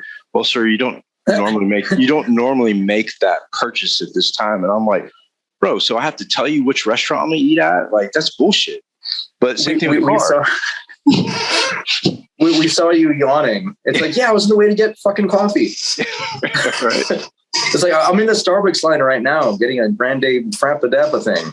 Yeah, exactly. Yeah, venti words. But it's all about the prediction of human behavior, and the government and other agencies want to be able to predict what you're going to do. And I think a lot of this, technology for security, or we want to keep you safe in this area, started really increasing after 9/11. Like a lot of things were taken from us because of security. Well, we need to monitor these transactions. We need to do this for you to ensure that, you're not going to be affected in a negative way. But slowly that became, we want to be able to have that access just because we want to know what the fuck you're doing. Yeah. The Patriot Act, quite patriotic, Tell on your neighbor. Yeah. It's like, they named these acts like really nice sounding names, like the Patriot Act. I think a couple of years back, Bill Barr, who I forgot his exact position, but under the last administration, he had either proposed or was a huge proponent of this thing called the CARES Act, which was basically a way to force backdoors into encryption. Yep. And I was like, well, Australia did that, and I don't think we should do that. I know a couple of people out in Australia, and I know you do too, and that tell me some of this stuff, because be like, oh, what is defined networks? What does it do? Oh, consumers wouldn't be able to use that. Yeah. And it's like, oh shit, okay. Another thing to think about. I said this on the last podcast. My opinion hasn't really changed that much on it, that I think the government's capable of doing a great net good. But they also do other stuff that is not good. Yeah. I mean, just look at Snowden, for example, an X-key score. So he gets ran out of the country and is out on the run and exiled. And they come to find out in the appeals court, they found out the X-key score was actually unconstitutional and illegal. But they still will not let him come back to the country without being arrested, even though what they did, the program he snitched on, was determined to be unconstitutional. Yeah. Well, I mean, there's, I can't purport to like know the reason why, but I think just, speculation here. You piss off a lot of people in the deep state. They're not going to want you to, play on their court. Yeah. And if you do, then he said multiple times, if he gets a fair trial and all that stuff, he'd be willing to come back. Yeah. Though I was extremely, extremely pissed off when he did not get pardoned. Last year, right? Early last year. I was also very pissed when Julian Assange didn't get I know he's not an American citizen, right? But Julian Assange, and also to an extent Russ Ulbricht, him too. It's a bit more of a cloudy, murky thing, right? But it's still, there's a lot of questionable things that that situation just sucked. And not that I think he was always doing the right thing there, but still, I mean, at this point, what purpose does it serve to keep holding him? I don't get it. Yeah, it's all about control, I believe. Well, man, we're at the end of the hour, and as usual, I appreciate you coming on. Yeah, we always have some really interesting conversations. No telling where those conversations will end us up at. You're welcome anytime, by the way. And any questions or any last thoughts for the show?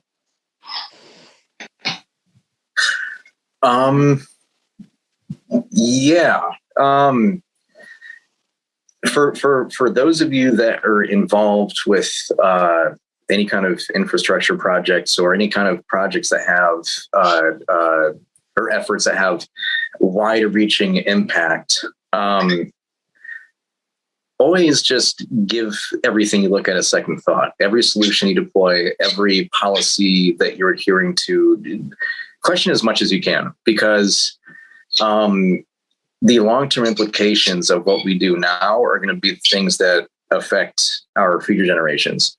So if we start doing things under the guise of safety and security, which are two good words, by the way, but that end up having, we don't want to be part and parcel. I don't want to be part and parcel of contributing to dystopian infrastructure and robbing the freedoms of today, because my kids and their kids will not have those freedoms tomorrow. So just be mindful wherever you're at, wherever you're working, whatever you're doing, just question things. Freedom first. Awesome. So, I appreciate it, Mike. And, I wish you good luck this year and with all your endeavors. I'm sure we'll be hearing from you again sometime in the near future. Yeah. Hey, it was great being on. Definitely looking forward to the next one. I appreciate you having me on. And these conversations are always interesting because, especially with our infrastructure experience, I mean, we can talk all day about this shit, right? For sure. Yeah. I mean, to me, this is the most worthwhile endeavor in the world, is trying to,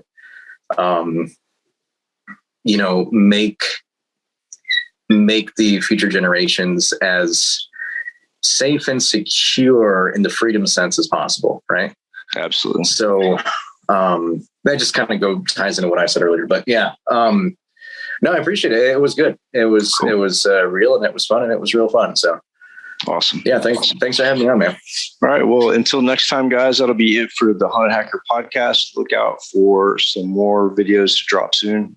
And don't forget to subscribe on the YouTube channel. We're trying to make 1,000 subscribers. Right now, we're at 900.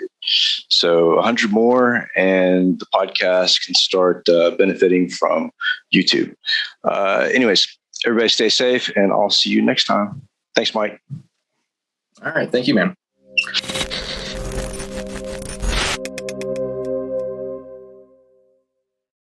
Looking for a live conference focused on the tools, technologies, and practices most important to your business?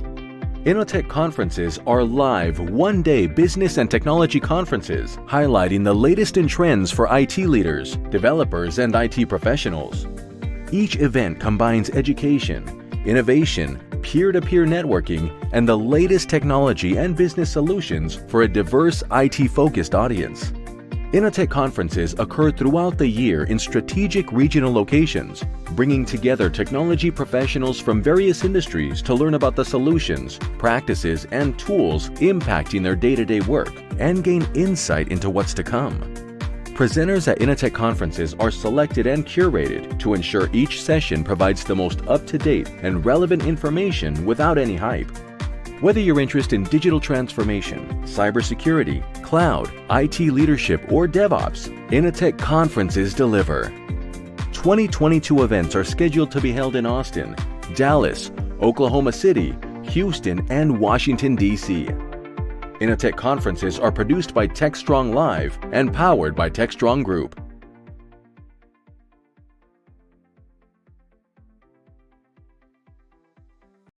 And we're back. Next up, we've got our Something Old segment. This is from the recent Predict 2022 conference, a virtual event that we hosted. This one features, it's a keynote panel discussion between Nicole Dove from Warner Media, Caroline Wong from Cobalt, Vanessa Pigueros from One Login, Marnie Wilkin from Wayfair, and Patricia Titus from Markle Corporation. They discuss the future of security. It's not all doom and gloom. So giving their projections on what they see in cybersecurity in 2022, answering some very, very important questions, such as what proactive preventive measures will truly enhance an organization's security posture and what is overhyped. This and many other questions are answered during this panel discussion. You do not want to miss this one. Let's go ahead and roll it now.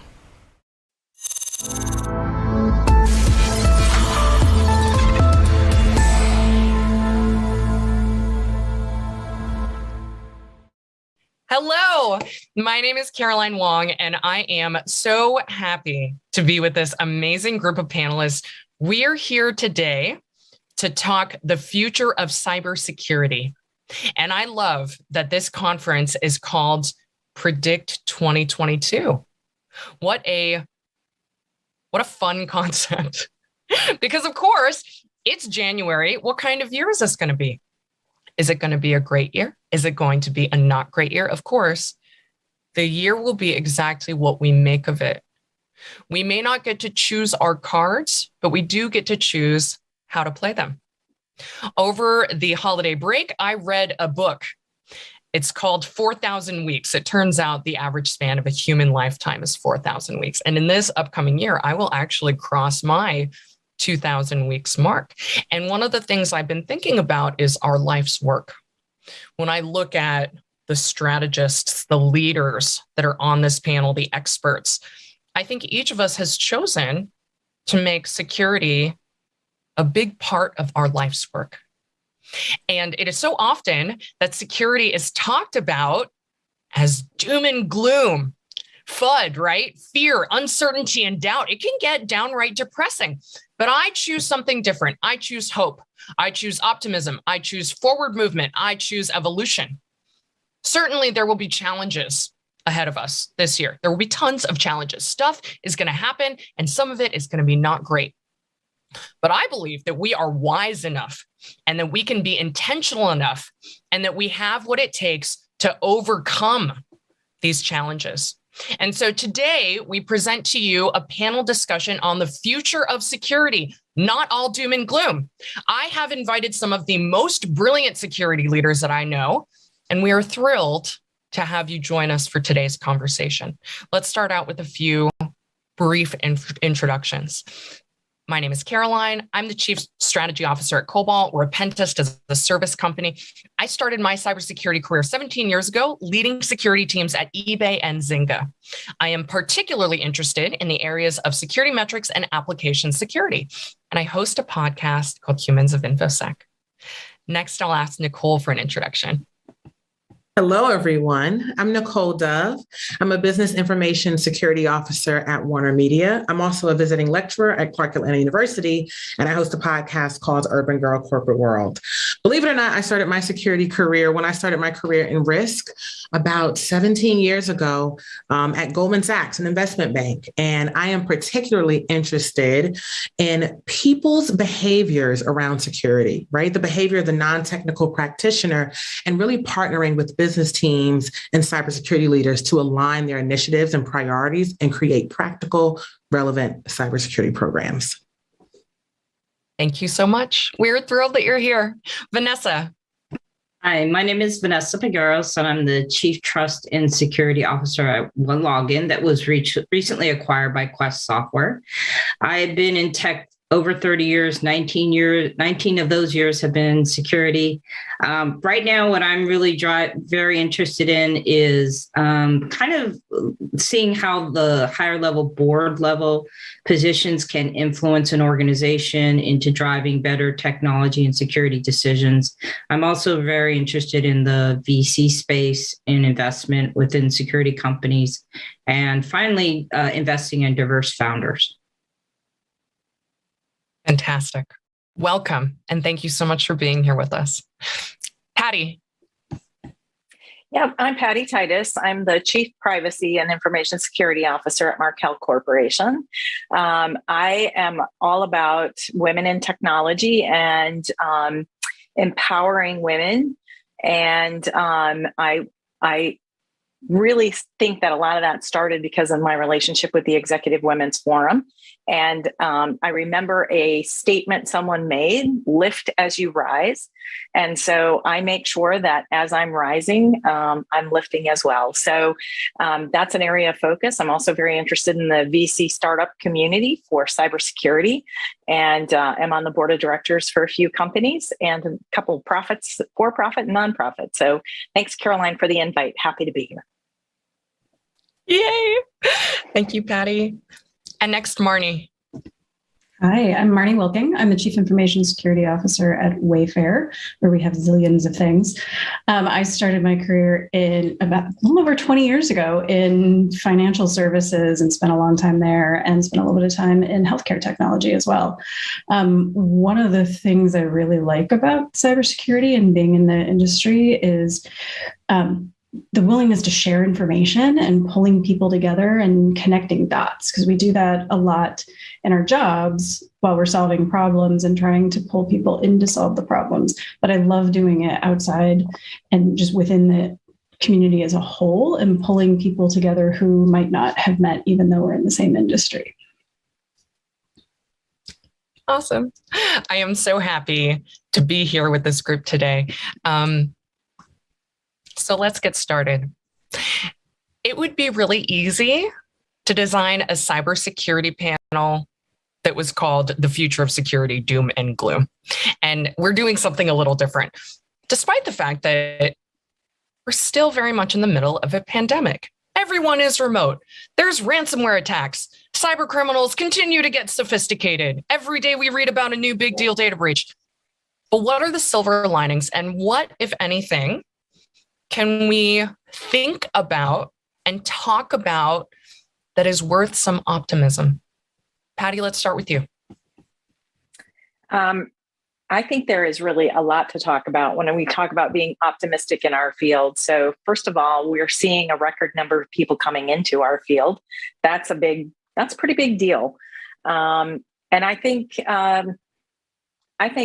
well, those kinds of things give me hope. So I appreciate the fact that you're all about hope, Caroline, because I think we all have hope. Although my famous line is, hope is not a plan. And so we must also develop a plan. And that plan of attack is, how do we stay ahead of our adversaries? And some really great innovation and technology has come about.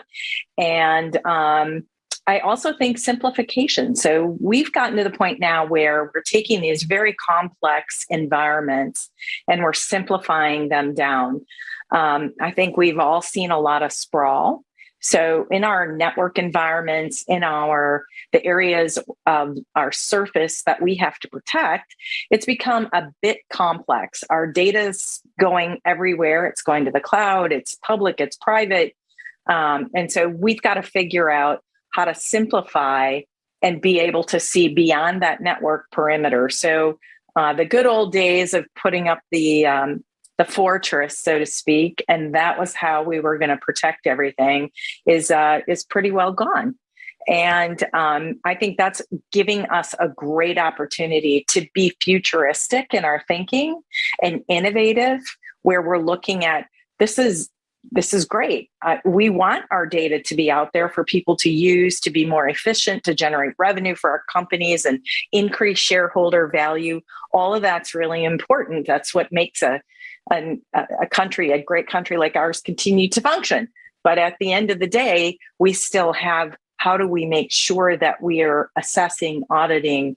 So I think simplification is a big thing that's going to be coming out. And I'm looking forward to how we as security practitioners or privacy officers can help with that, instead of putting up the roadblocks of, oh, you can't do something, don't do it.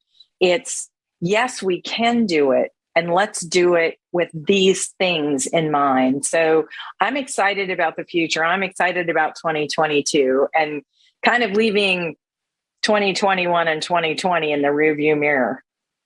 Fantastic. Patty, a quick follow-up question before we go on to Vanessa.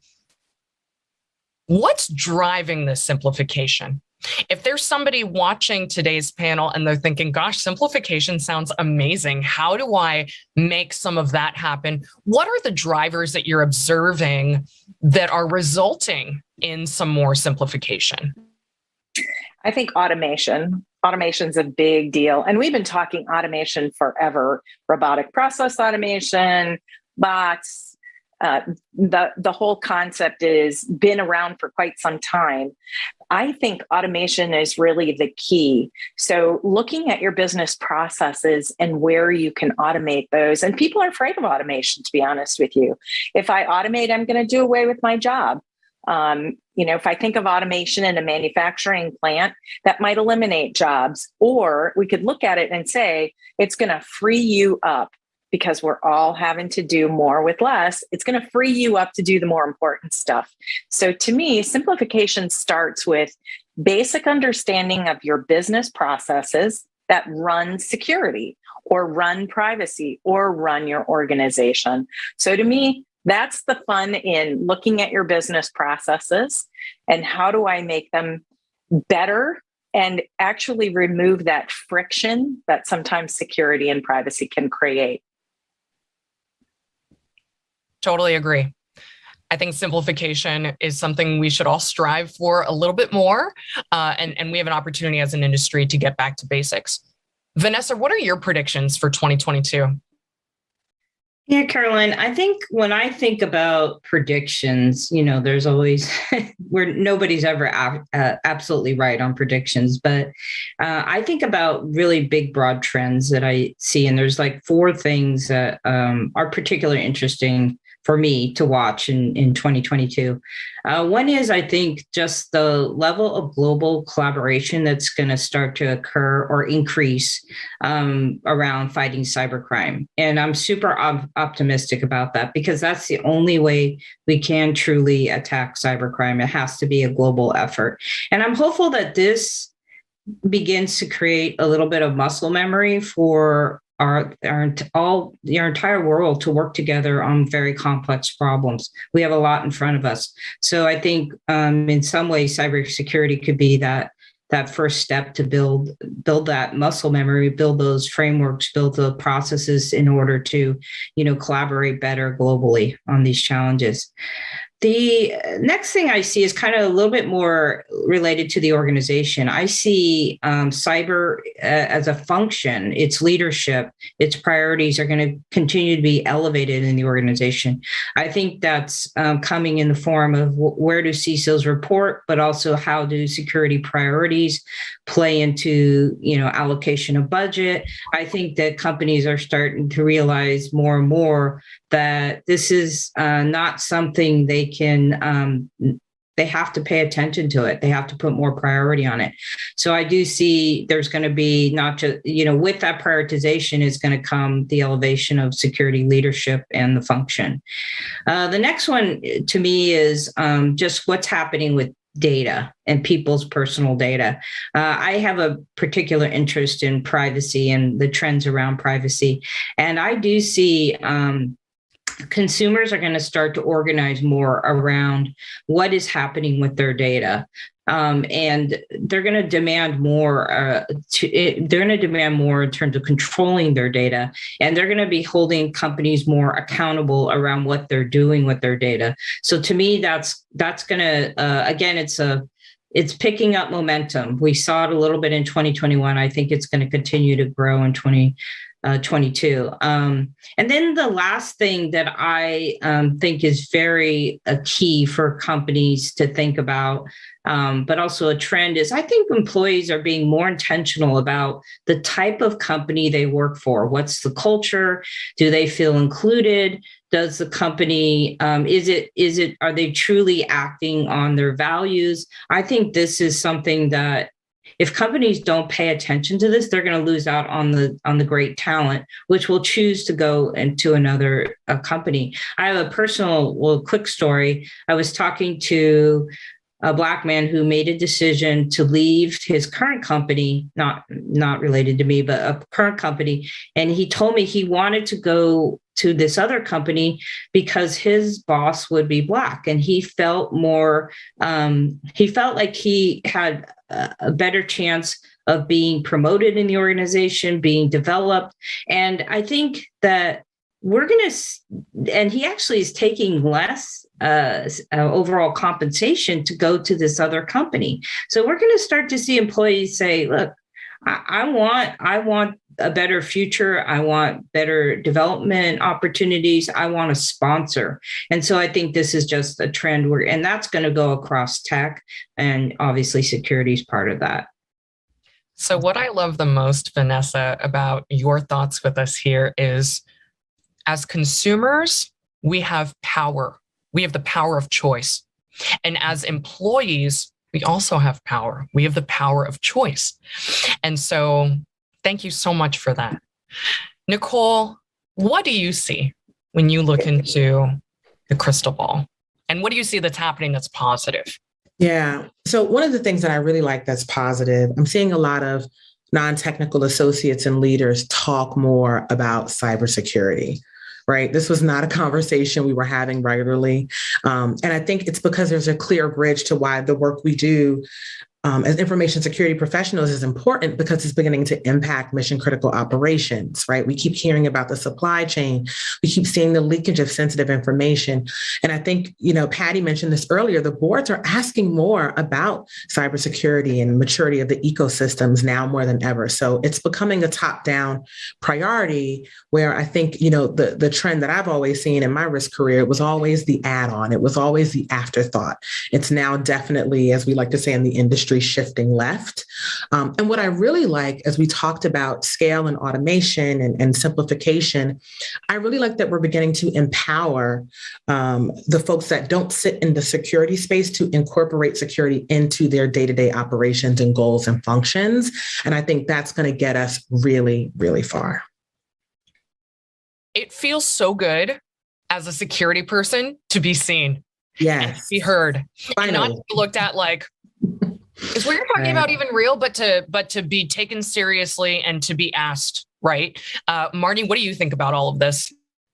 I totally agree with Nicole. I think, I've been in this industry for over 20 years, and security training and awareness is part of every program. And all we've ever wanted was more awareness. Well, we've got it. right? When cybersecurity firms started advertising in airports and during golf matches, executives really started to notice, and we started getting questions from the board. And that's continuing. And board members are becoming better educated about cybersecurity issues and risks, which is a great thing to see.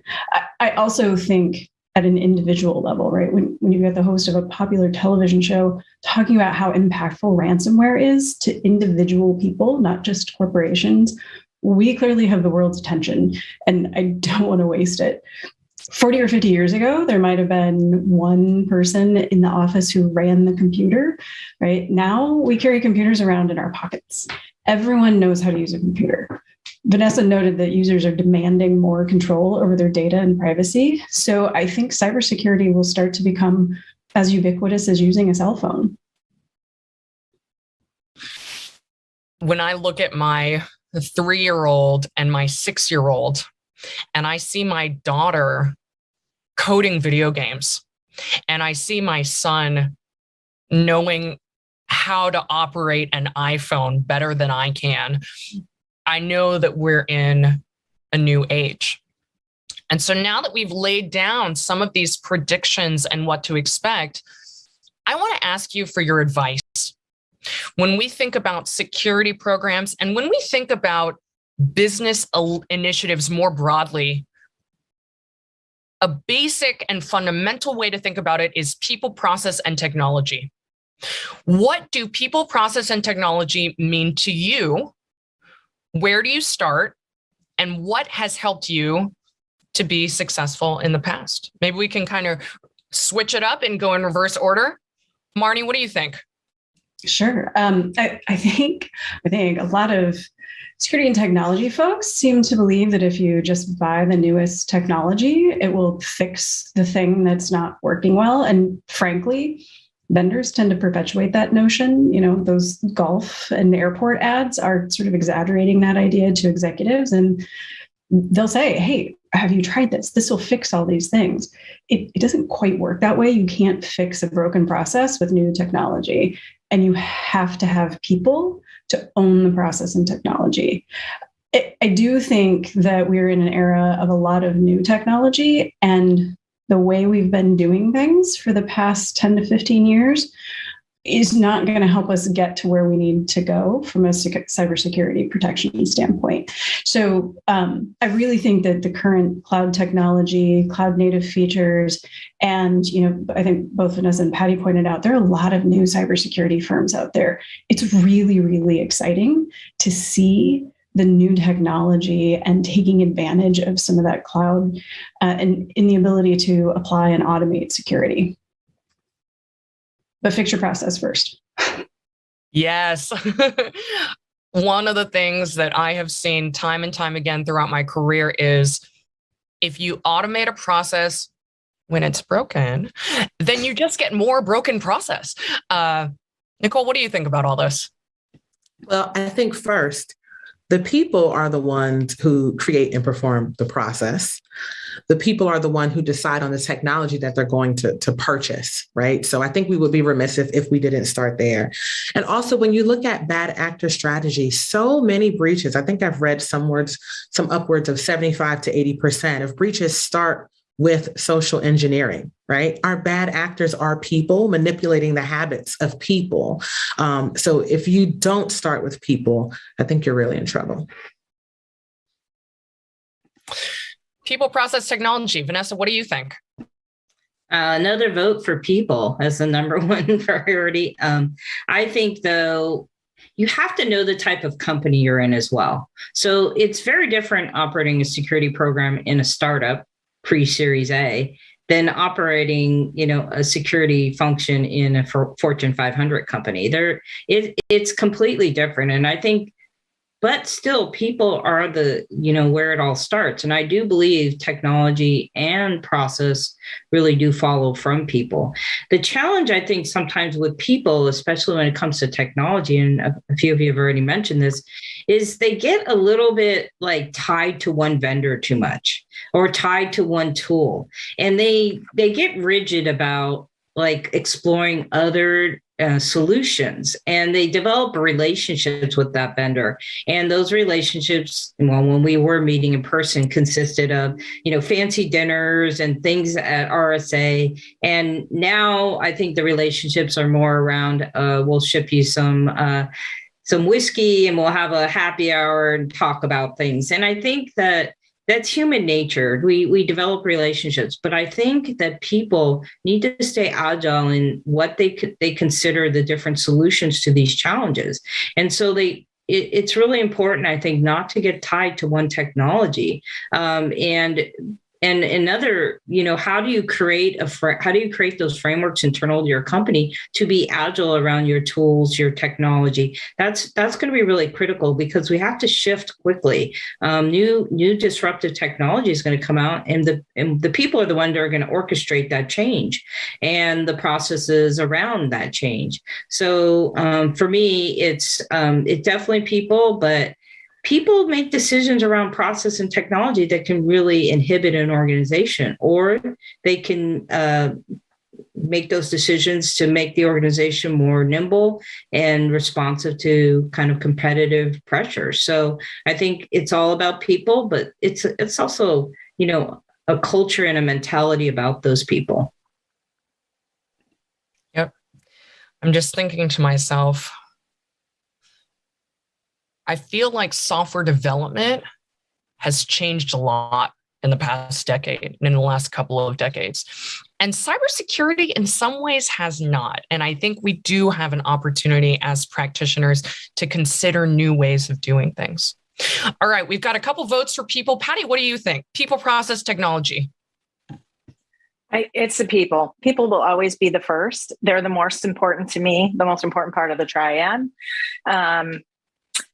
Without people, we're really powerless to adequately secure our assets, to be honest with you. I mean, they really are the frontline defense, but they're also part of the problem. So keeping in that positive mentality, we have to change that they're part of the problem and make them part of the solution. And I think one of those is that we need to be looking at process in a continuous fashion. Old processes, or worse, undocumented processes. So I think process is also part of it, but you need the people to be able to identify the processes and then figure out how to fix them. With the constant transition of resources in and out of company, it's even more important to take the time to capture those processes. This is another problem that we run into. As I move from company to company, I might find that someone didn't document processes, and that makes my life more difficult of being able to figure out what technologies do we have and how are they implemented, so I can look for gaps and weaknesses. If we didn't have processes, it's unfortunate, but I think COVID pandemic created a challenge for us. All of a sudden, everybody's working from home. You're using technology probably in a way many people didn't know the technology worked, especially if they were office dwellers. So I think technology is obviously the underpinning of the people and the processes, and we need technology to get people to be effective and efficient, but we need those processes have got to be documented as well. It sounds like folks think people are the most important. That makes perfect sense to me. I think our organizations obviously are composed of people. People more than the process and technology are the ones making decisions and taking actions and choosing change. I want to kind of push this group a bit and ask for some really practical guidance. I think a lot of security practitioners today, they're trying to figure out, how do I manage a situation where I have limited talent, limited resources, limited budget? What advice do you have for our audience today in terms of practically, how do you think about resource allocation? Nicole, let's start with you. I think the first thing that's most important is really just understanding the landscape of where you are, right? What is your current as-is model? Where are the holes? Where are your biggest risks? Also, take a look at history. Like, where have you been hit the hardest, right? How has your network been penetrated, if it has? And then to the point I mentioned earlier, what are your business goals and priorities, right? What are your customers saying? What's their feedback? I think understanding these things are so key, right? Because they provide so much insight and intelligence. Then you can build a program that's relevant, that's feasible, that's implementable. But you can't do that without understanding the landscape to show you where to make the appropriate investment, whether it's people, process, technology, or what combination of those three. Marnie. I 100% agree with Nicole. I've been in several different industries, several different company sizes. No two security programs look the same. Some of the things that we're dealing with are similar across different industries, but we have to deal with them in different ways. And in some cases, one thing that's a priority at one company is not a priority at another company. So understanding the overall business objectives, what does the business exist to do? How does it make money? What is the customer life cycle? What's the risk tolerance or the regulatory environment? What are your business partners worried about? And as Patty mentioned earlier, find out what's causing friction for them, or where do they perceive there's friction? Those are the things that should drive where you apply and balance your resources. Thank you, Marnie. Patty, what's your advice for us? I think ensuring that you're able to communicate with your internal and external customers, I think that's really important. And you've got to be able to communicate the threat landscape. So your business partners are also part of your ecosystem. So how are you communicating the threats that are targeting your specific industry? This is one of those low to no cost types of things that security and CISOs can do. And that is the awareness training that you reach out to do across your company. At some point, assuming risk should be transposed into a business decision, it requires that you're taking that awareness of the threat landscape and transposing that conversation into business requirements. So where the business may want to push into a new line or push into a more risky area, of course, you're going to say yes, because we're not the office of no anymore. We're the office of yes, but, and helping them understand the risk of moving towards something. So I think, we have limited resources. It's unfortunate that we don't have unlimited, and bless those people who do have unlimited, because I know some companies are very giving.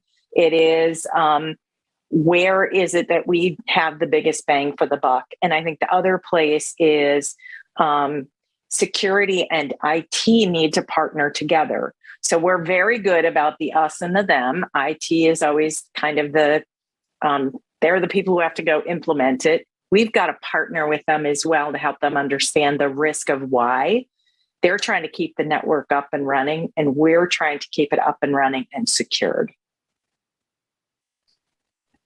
Yes, I think there's an opportunity to see it as we. Vanessa, how do you think about resource allocation? So let me start broadly, and then I'll go into a very specific guideline that I've seen over multiple jobs within my roles within security. But generally speaking, I think that you have to, as Nicole said, you have to, what are your top risks? And how imminent are those risks? And, those are to be like the fire drill exercises that you've got to address right away. You've got to dedicate time to that and resources to that. So you've got to you've got to kind of put the big fires out first. And that should be the priority of the entire team. And then once you put the big fires out, you can start to address your longer term roadmap. You should all have like a 2-3 year roadmap.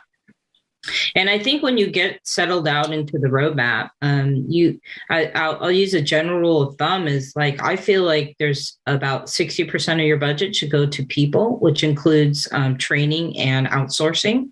And I bring up outsourcing because there are some functions that are just not suited for your team to basically execute on. And that's where your partnership and outsourcing that function is important. Like, for example, pen testing is like a very expensive effort to hire those type of individuals internally. So maybe it makes sense to outsource that.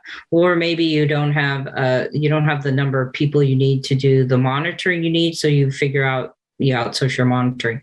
It really depends on your company, on what you outsource. But I think that needs to be considered and is part of that 60%. I think 30% is really around technology. And these are rough, obviously percentages, but 30% should go to buying tools, like technical tools that you're going to implement. And then I'd say probably about 10% related to process. And those could be some tools that support some processes, but they could also be other investments. Maybe you have to hire a contractor to help you with a specific process or whatever. So I think those are my general guidelines around expenditure. So if anybody's looking at their budget and they see that 70% of their budget is going to tools, they are not leveraging those tools. So there's not enough people to operate all those tools. So that's a waste of money. So you keep buying tools and nobody to really fully implement them or operate them properly, you're wasting money on tools, technology. So that's kind of in my experience, what's generally worked out in terms of budget allocation. Cool. Thank you. I think that's a really insightful piece of advice. 60% on people. I have been at security organizations where we had bought tools. We were actively spending money on tools and they were just sitting there because we didn't have the people to make those tools effective. So 2022. And Caroline, I would also mention that it also gets into this really dangerous situation where the people, because they don't have the time and resource to implement the tool, they start to say the tool doesn't work. And so we need a new tool. And in essence, they've just now switched to the next shiny object or the next vendor who's giving them the pitch they want. And that's really dangerous. Leadership really needs to pay attention to that, because I found in my experience, there have been some vendors who didn't deliver on what they should have. But I'd actually say it's been more like 60 or 70%. It wasn't the vendor's fault. It was the own internal team who wasn't implementing it properly because they didn't have the time or the resource or maybe even the interest. So I do think that's, something vendors get blamed for the deficiencies of teams sometimes. And so I've seen that quite a bit. There was this time when I found myself overseeing a global product management team at a big security product company. And one of my jobs was to fly out and talk to our customers who were unhappy. Mm-hmm. And 9 out of 10 times, it turned out it was not a problem with the product. It was a problem with the process and with the implementation. And a lot of times we were able to solve that by identifying a great professional services partner. People was the solution 9 out of 10 times. So that comment really resonates with me. All right, folks, we've got about 10 minutes. We've got about 10 minutes. I want to talk to you about your thoughts for 2022. I expect that each of your organizations is doing something differently. And for your areas of the business, what are some of your top initiatives? What, if anything, are you changing this year? Marnie, I'd love to know what you think. So some things are staying the same. We have been working, like a lot of my peers, we've been working on zero trust for about 3 years now, and it's a journey. It's not a destination. So we're still, that's still definitely on the list. I do think that, as I mentioned earlier, that the newer tools and technology, the newer firms that are developing tools to support that are getting better and better as we go along.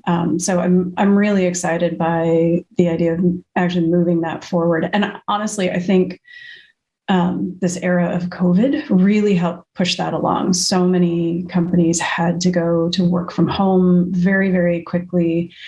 Those companies that were already in the midst of zero trust initiatives seem to have a much easier time than some of their counterparts that weren't making that move and were still trying to protect the fort with the moat, right? So that's still on the list, and we're still moving toward that. I am really excited by some of the new cybersecurity technology out there. So we are very cloud forward at Wayfair, and so we are actively looking at a number of cloud native, cloud specific security technologies to help with prevention, detection, correction, right? We want to be able to do all of those things and reduce our mean time to response, reduce our mean time to detection, and be able to protect our workloads a lot more efficiently.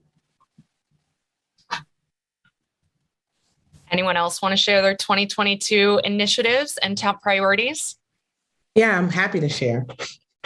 So this year, one of the things we mentioned earlier was the amount of information sharing and collaboration that's happening across the industry and companies and regions and governments and things of the like. So I really want to take advantage of that. I also want to bring more of a practical experience to my business partners. So looking at previous incidents that have happened and really rolling out more tabletop exercises to get people in the thick of the experience. I'm also looking at, there's obviously a vast need for more cybersecurity practitioners. And as security and business continue to merge, I'm actually looking at leveraging a lot more of non-traditional security talent within our security organization. They bring so many different skills and talents and fresh perspectives. I think that's really going to be key to driving things forward. And then the last thing is just closing the feedback loop more, right? Continuing the conversation internally with our business partners. We just talked about it with the different tools and the example you gave, Karen, like really getting feedback on what's the rub, where's the friction, where their priorities are, making sure that not only do we have the foundational pieces of security covered in our strategy, but we're also making sure that we're on the front lines with our business and helping build security initiatives that propel their goals and their priorities. So I'm excited about 2022. Awesome. Thank you. Patty. So we're going to continue to do some of the things we've been doing, and optimization is a big thing for me.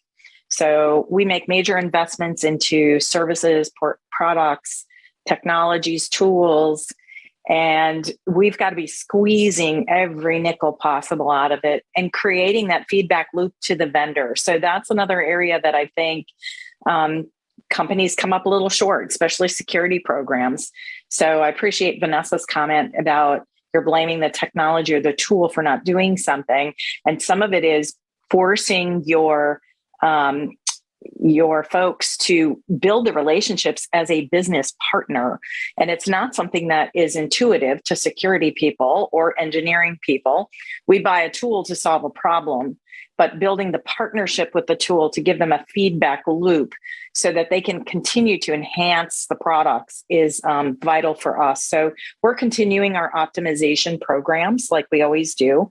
But I think another area that's a big key area for us is the relationship that we have with our business.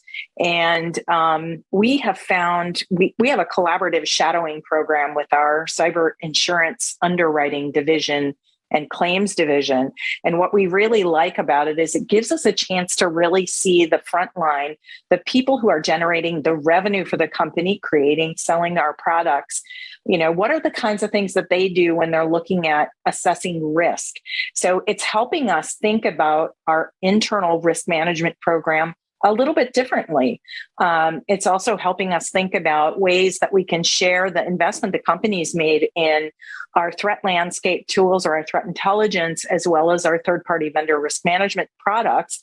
How can we share those with our business partners to enrich their ability to provide best-in-class services and products to our customers and our business partners that we have to deal with on a daily basis, or that we want to deal with, not have to.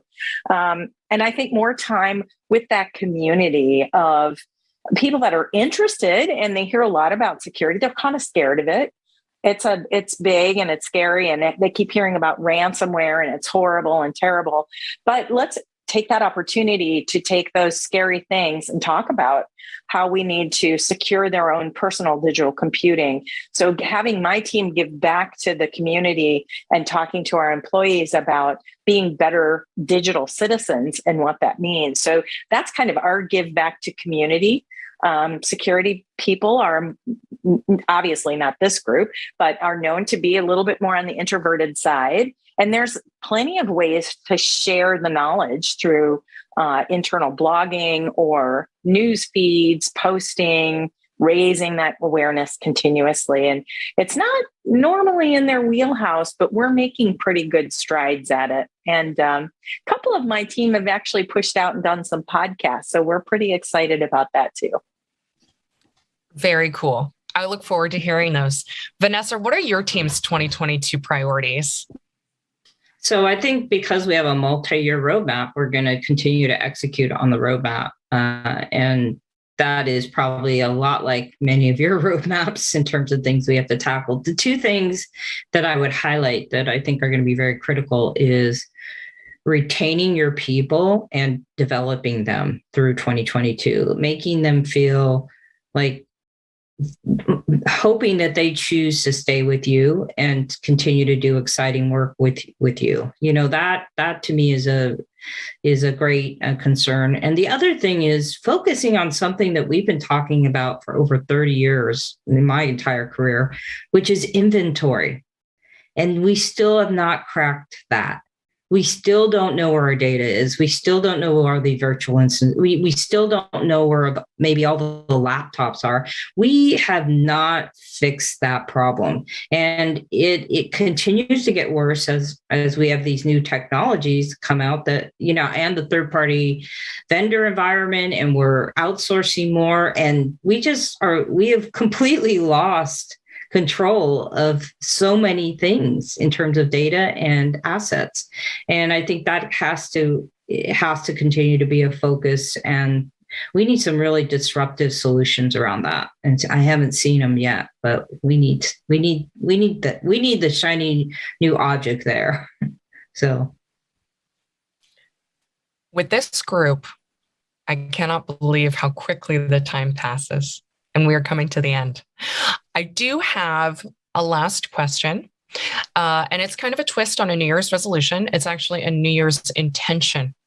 I want to ask if you have one or two or three words that describe an intention that you have as you lead your teams this year, what might that be? And I'll start. I talk a lot, and my intention is about present and active listening. Nicole, how about you? I'm going to steal three words that are a collaboration of a few different initiatives I've seen, but really stand out to me. The first one is simplify. The second is innovate. And the third is elevate. Thank you. Yeah. Vanessa? So going along with what I just said, I think making the mundane exciting. And I think we've got these really common problems. We need to figure out how to make them exciting. I love that. Patty? Mine's pretty simple. Remove the friction. Yes. Marnie? Mine is pretty similar to Vanessa's. I want my team to feel re-energized, reinvigorated, re-excited about the things that we're doing. I don't believe it's all doom and gloom, despite the outset of the conversation. I think it's very exciting. I'm very hopeful. I share your hope and excitement, Caroline, and I want my team to do the same. So that's what we're focused on, is getting people excited about their roles. Fantastic. Thank you all so much. For the folks who have attended and joined us today, I invite you to think about your intention for this year and how can that drive the outcomes and the results that you want. Thank you all so much for being here with us today.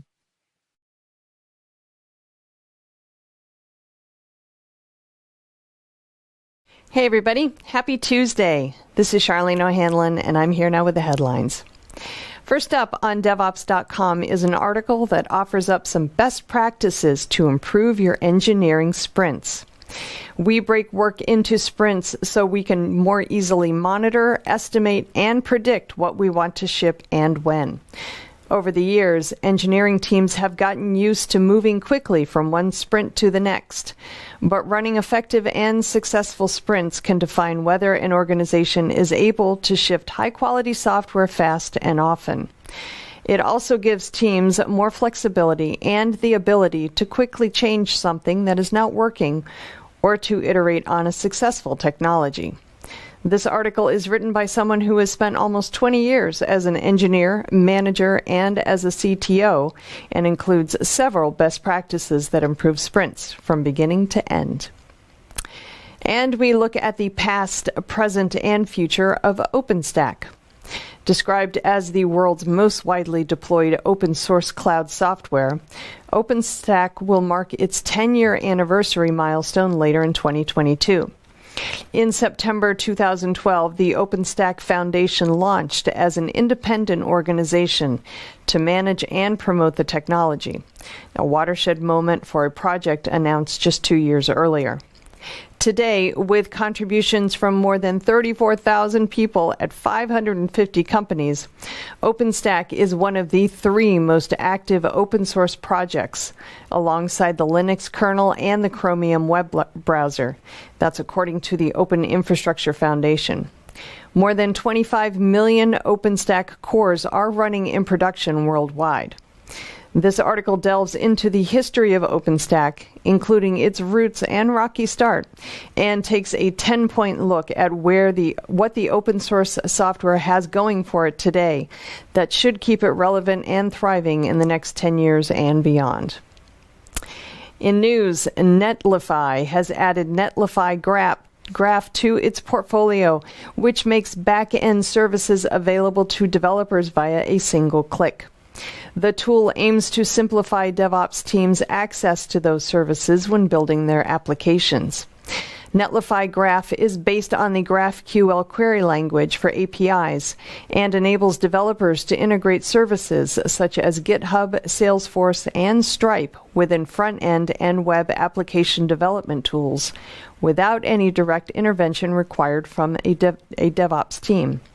Netlify provides an application development framework based on JavaScript, APIs, and markup languages, otherwise known as a jam stack, to isolate front-end and back-end components of an application.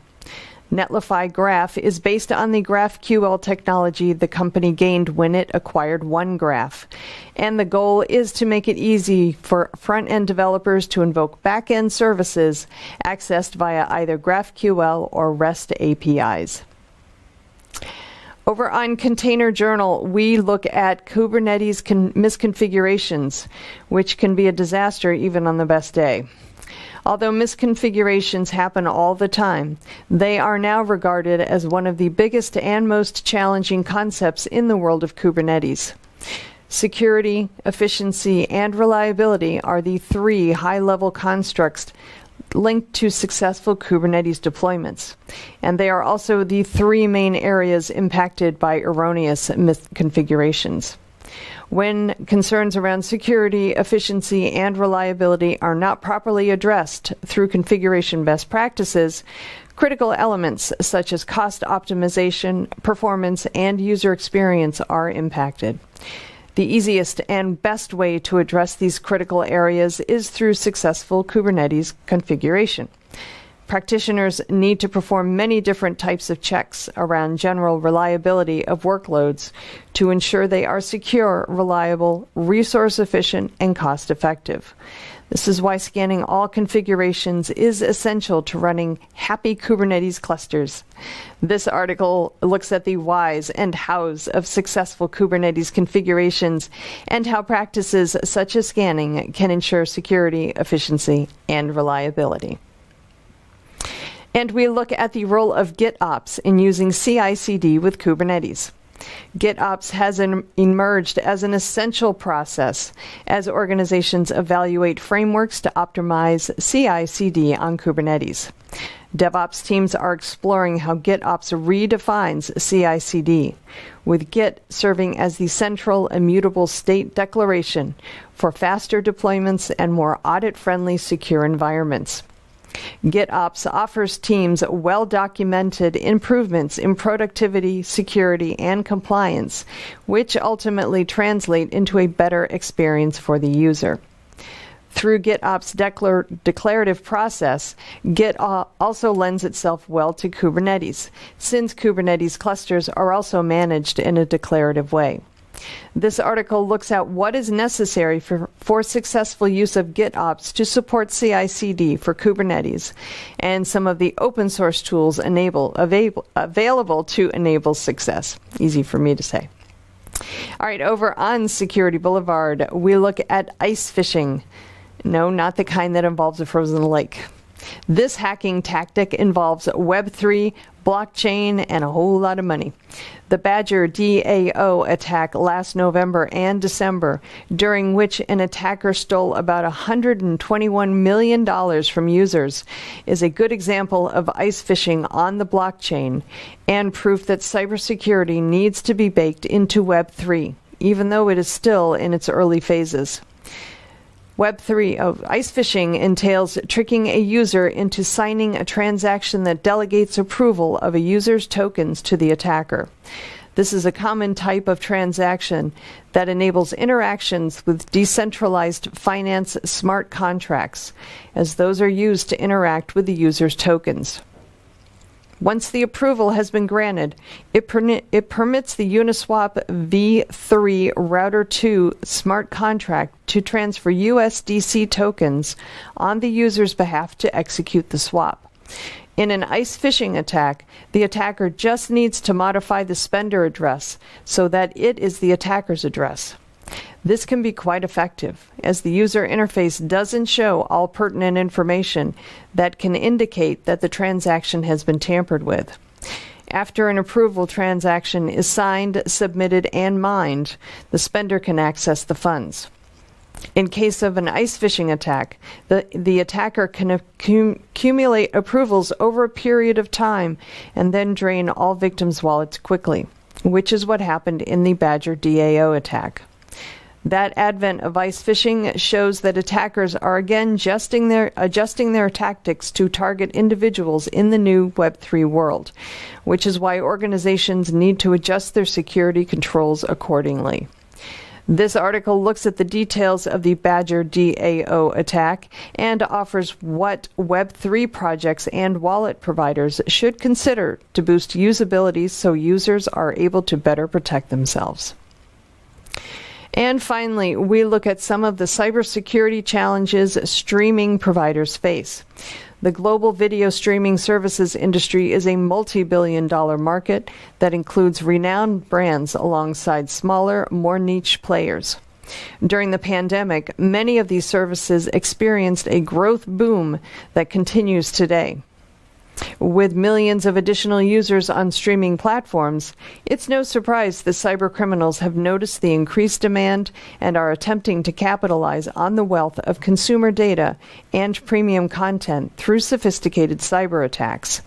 This article offers up some of the most common cyber attacks streaming providers face and what broadcasters and end users alike can do to keep pace with increasingly sophisticated cyber attacks and protect data and premium content. All right, that's it for the headlines. I'll be back on Thursday with a brand new batch for you. Until then, I hope everybody has a great day, and please, whatever you do, stay safe.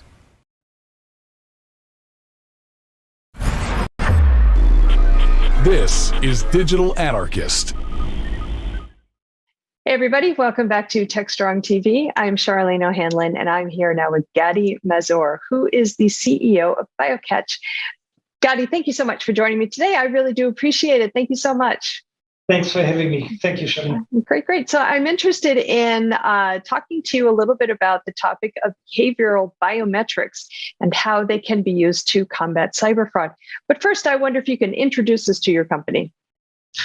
Sure. BioCatch is the pioneer of behavioral biometrics. The company started 10 years ago. I'm with the company for 4 years.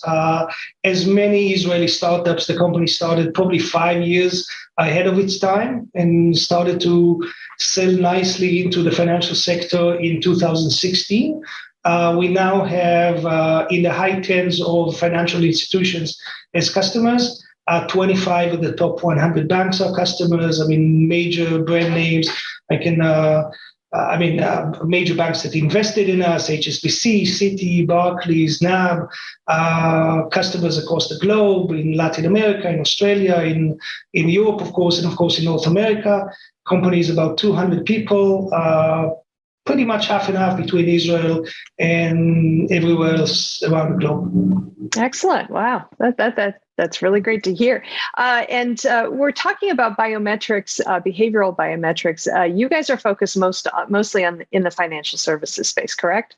Yes. Yes, it's very much there. So tell me a little bit about how these organizations that are using your technology are using it, and as it pertains to behavioral biometrics in general. Why is it such a great technology, especially in these verticals such as financial services? And what does it offer that other types of security can't?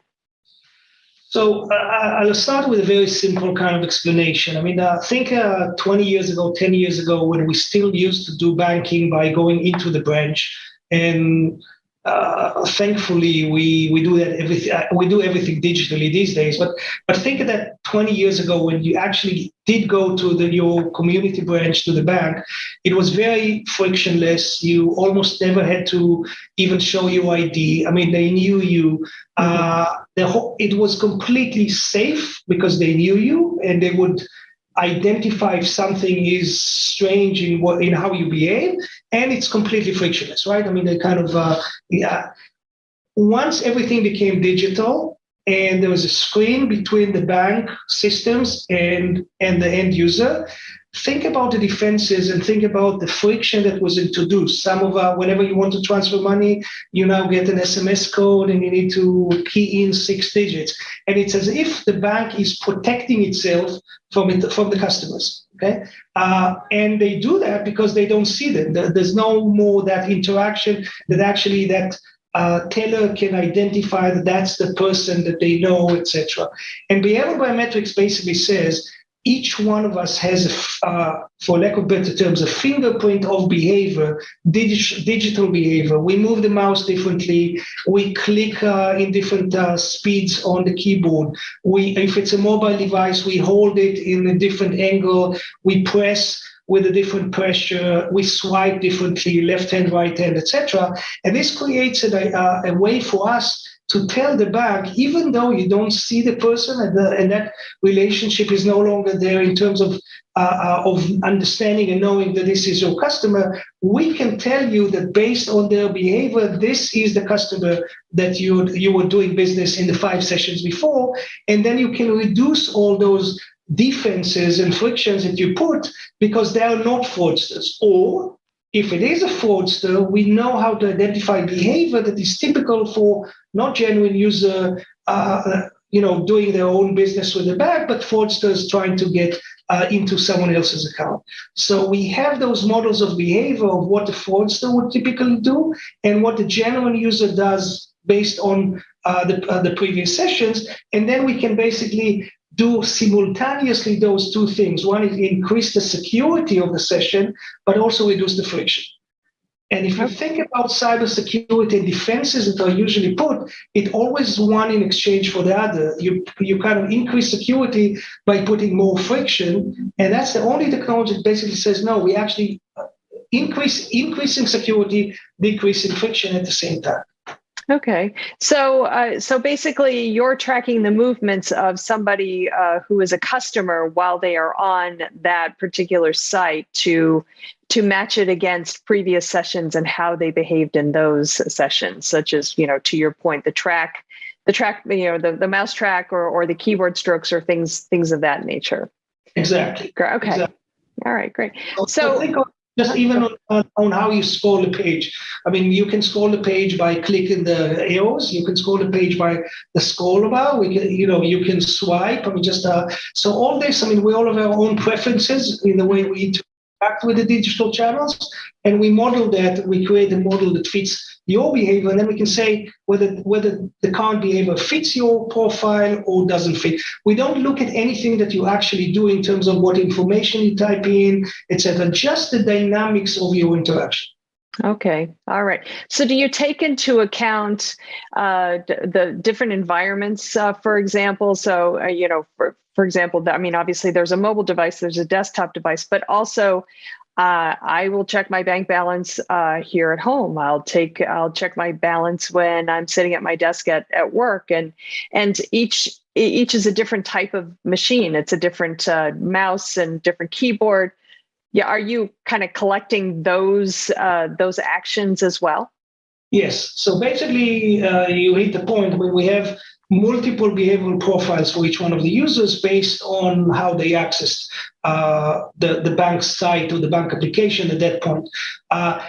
We do know how to, so for instance, if you use the laptop here and you use a different laptop at home, there's still correlation, by the way, between your usage on the two. But of course, it's a different profile. It's different parameters that we look at when you're accessing through the mobile application.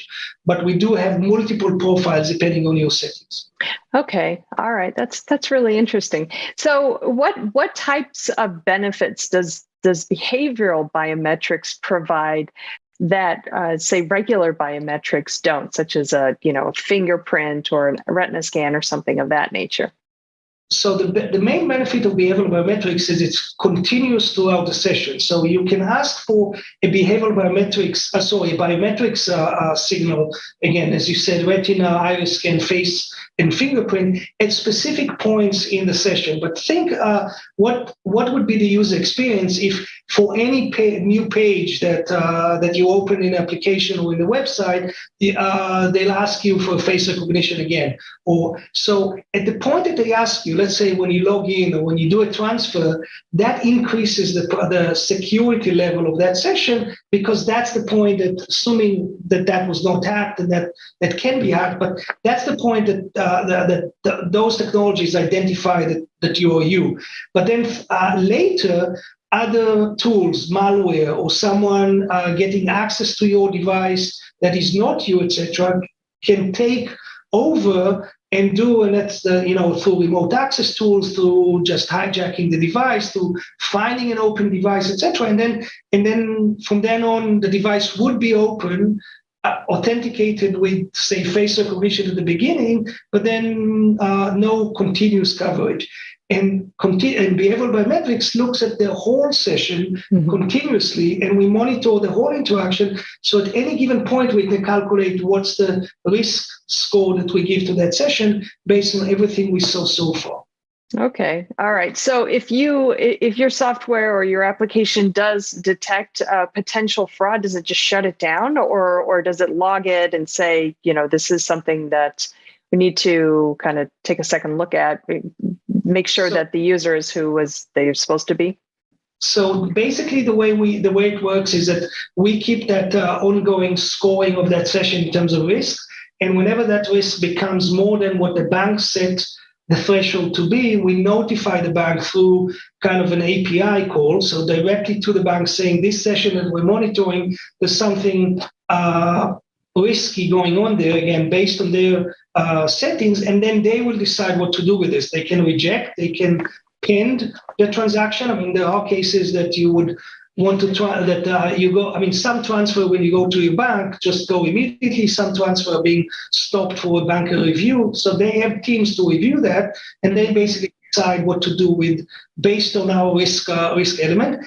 And reversely, if we see that everything is fine, the bank can even reduce the friction to the user and say, for instance, I don't really need to send an OTP code to that person for this type of transfer because all signals are showing that this is a genuine user and everything's fine with that transaction. Okay. All right. It's really kind of fascinating technology when you think about it. But I'm sure you guys have heard from privacy groups that say that biometrics in any form is an invasion of privacy, and do you get that as much with behavioral biometrics, or is it is there that privacy conversation that's happening? So first of all, there's always the privacy conversation, and we are working with the top banks in the world, so privacy is always part of the discussion.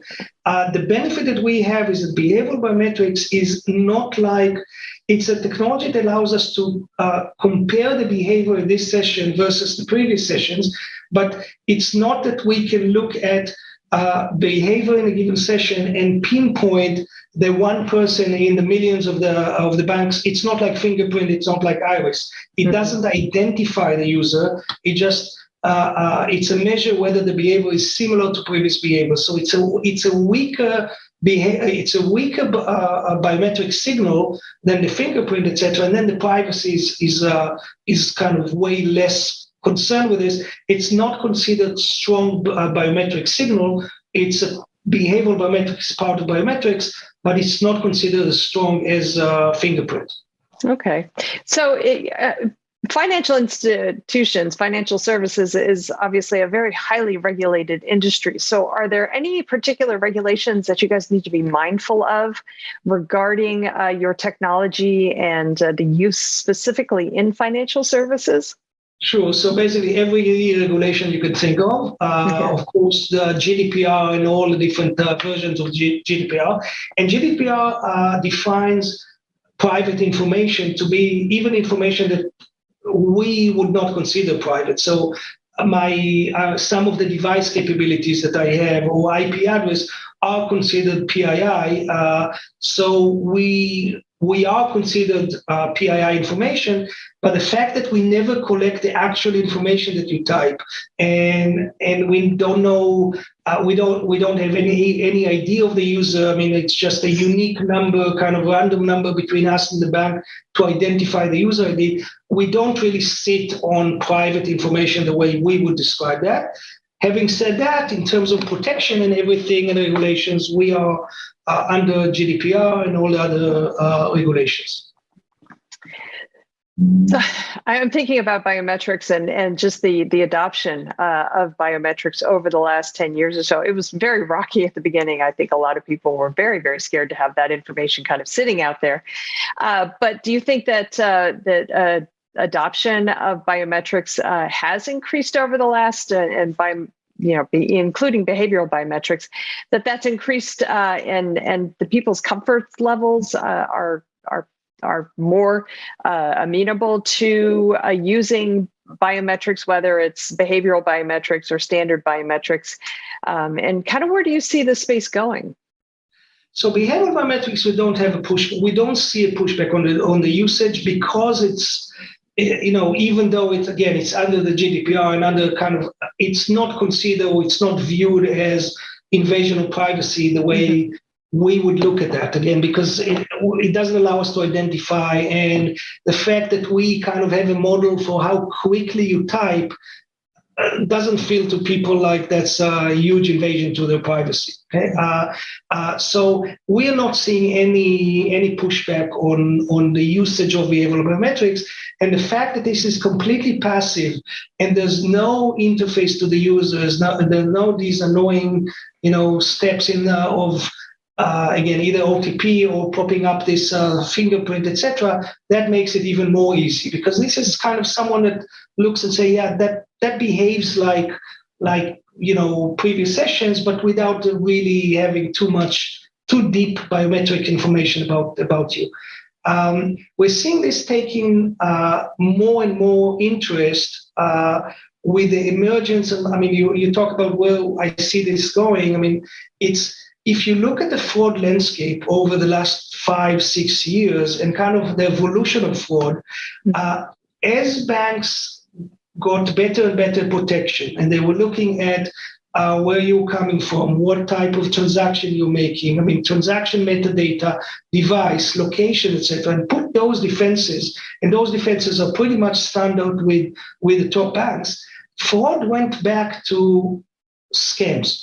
So they went back and said, okay, I cannot take over. It's not easy for me anymore to take over with malware, to take over the end user machine. It's not easy for me, even if I take and I buy the credentials of a user. If I log in, someone will identify that's a different location or different device, or in our case, a different behavior. So basically, they're going to the weakest link, and the weakest link is the actual end user. And they went back to scams, and that's the number one fraud type in many of the countries that we service. And those are social engineering.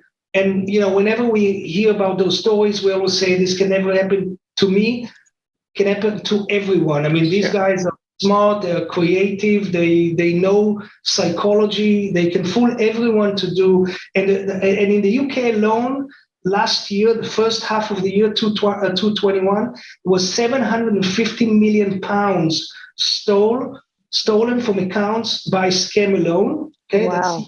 That's huge losses, and primarily from the most vulnerable. And that's where everything else is standard. It's the user themselves that do this. It's their device, it's their location, it's everything.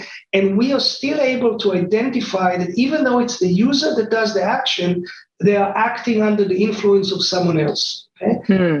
And we believe that because fraud went back to basically fooling the end user and the human, then the only way to detect that something fishy is going on is to be able to identify the differences of behavior of that user, because everything else is the same in that session.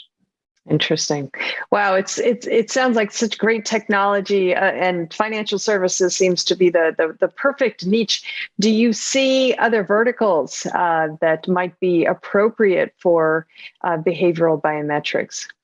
Sure. So basically, we have three main use cases. We have account takeover protection, and this is when someone stole or bought your credentials and is logging into your account and is doing things in your account on your behalf for his benefit. So obviously, in financial services, that happens, and that's basically someone hacking to your bank account. Or it can happen in the airline and travel industry. I mean, travel in the hospitality industry, when someone actually hacks your point account. It can be, of course, financial service. I mean, fintech companies. It can be telcos, when someone logs in and does, orders a phone through your account. So applicable to additional verticals. The second use case is account opening protection.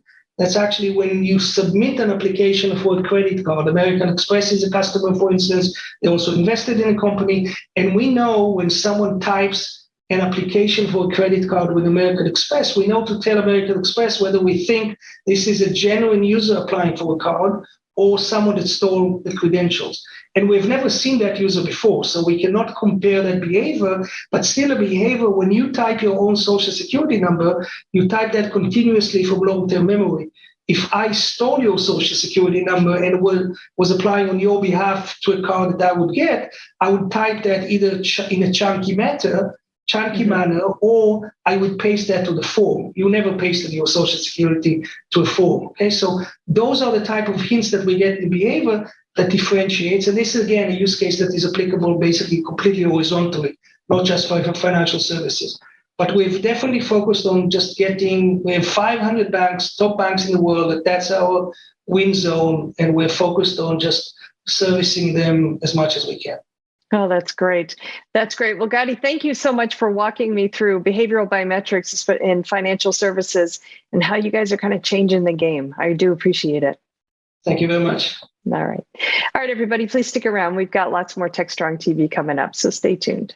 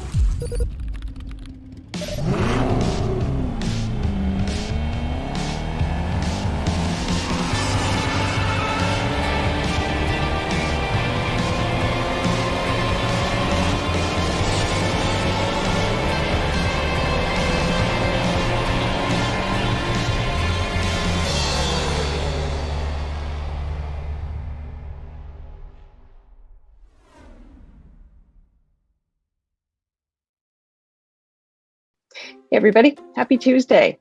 This is Charlene O'Hanlon, and I'm here now with a webinars preview. I always tell you we have so many great webinars coming up on DevOps.com, Container Journal, and Security Boulevard. Well, I got 3 here for you that I'm hoping that you will enjoy as much as I think you will. So you can mark your calendar and join us, folks. The first one is called API Attack Protection. Don't overlook your number one attack vector. This one is happening Wednesday, February 23rd. That's tomorrow, folks, at 3 p.m. Eastern on Security Boulevard. It is sponsored by ThreatX. Now, every digital business relies on APIs to generate revenue, and every DevOps team innovates on the backs of APIs. But even with this explosive growth, APIs are consistently overlooked in web application security programs.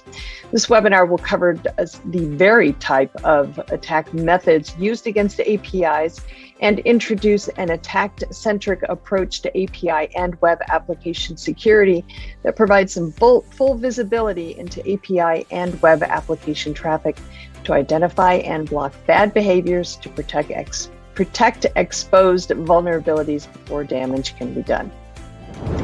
The second webinar is called Mitigating Risks in Software Supply Chain Security. This one is happening Thursday, February 24th at noon Eastern on Security Boulevard. This one is sponsored by Sneak.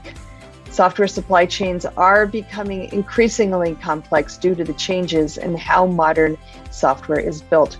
These trends, together with new federal regulations, require organizations to take action to ensure security and integrity of their software. But this can be easier said than done. In this session, we'll explore the software supply chain as an attack vector by identifying risks and mitigation strategies throughout the software development process and environment. Attendees will learn how they can meet new requirements and protect their software from these attacks. The third and final webinar is called How to Secure Your Microservices Architecture with JSON Web Tokens. This one is happening next Monday, February 28th at 1 p.m. Eastern on DevOps.com. This one is sponsored by Fusion Auth. Authentication is core to any application and is commonly extracted to a standalone service. But how can you ensure users only access data they should in a scalable, resilient, and secure manner? This webinar will focus on how authorization information can cross such boundaries, how JSON Web Tokens can help you secure your microservices, and which signing protocols make sense when. This webinar will cover JSON Web Tokens basics in signing algorithms and how to avoid common issues with JSON Web Tokens, common auth architectures for microservices and context boundaries, JWT or JSON Web Token validation, and revoking JSON Web Tokens. Good stuff. All right, that's it for the webinars. Please check back with me on Thursday when I'll have a fresh new batch for you. Until then, I hope everybody has a great day, and please, whatever you do, stay safe. DevOps.com is the #1 online destination for DevOps education and community building. DevOps.com covers all aspects of DevOps, including DevOps best practices and tools, DevOps culture, DevSecOps, business impact, continuous testing, continuous delivery, and more. DevOps.com has the largest collection of original DevOps content, featuring breaking news, blog posts, podcasts, and more. Visit www.devops.com to learn more. DevOps.com, where the world meets DevOps. All right, we are back. Rounding out today's Techstrong TV broadcast, we have The View with Vizard, in which Mike Vizard is speaking with Diamante CEO Chris Hickey and Naveen Seth, who's the Vice President of Engineering. They discuss Diamante's acquisition of the Groundwork open source project and how they believe it's going to advance Kubernetes adoption.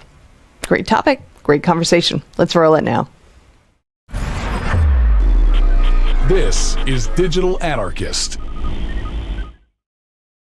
Hey guys, thanks for the throw. We're here with Chris Hickey, who's the CEO of Diamante, and he's joined by Naveen Seth, who is Vice President of Engineering, and we're talking about their acquisition of Groundwork open source, which does a lot in the space of monitoring and analytics and has, I'm sure, things to do with Kubernetes, but may not just be limited to Kubernetes. Chris, guys, welcome to the show. Thanks for having us. Really appreciate it. All right. So what is the motivation of acquiring an open source project like this? And maybe give us some details on the history of it. Yeah, that'd be great. Thanks for the question, Mike. So one of the major focuses on the acquisition was to fully provide an integrated stack and build on Diamante's existing technology. So the very uniqueness about this emerging technology around Kubernetes is you get a lot of point solutions out there where our customers are asking for full integrated solutions.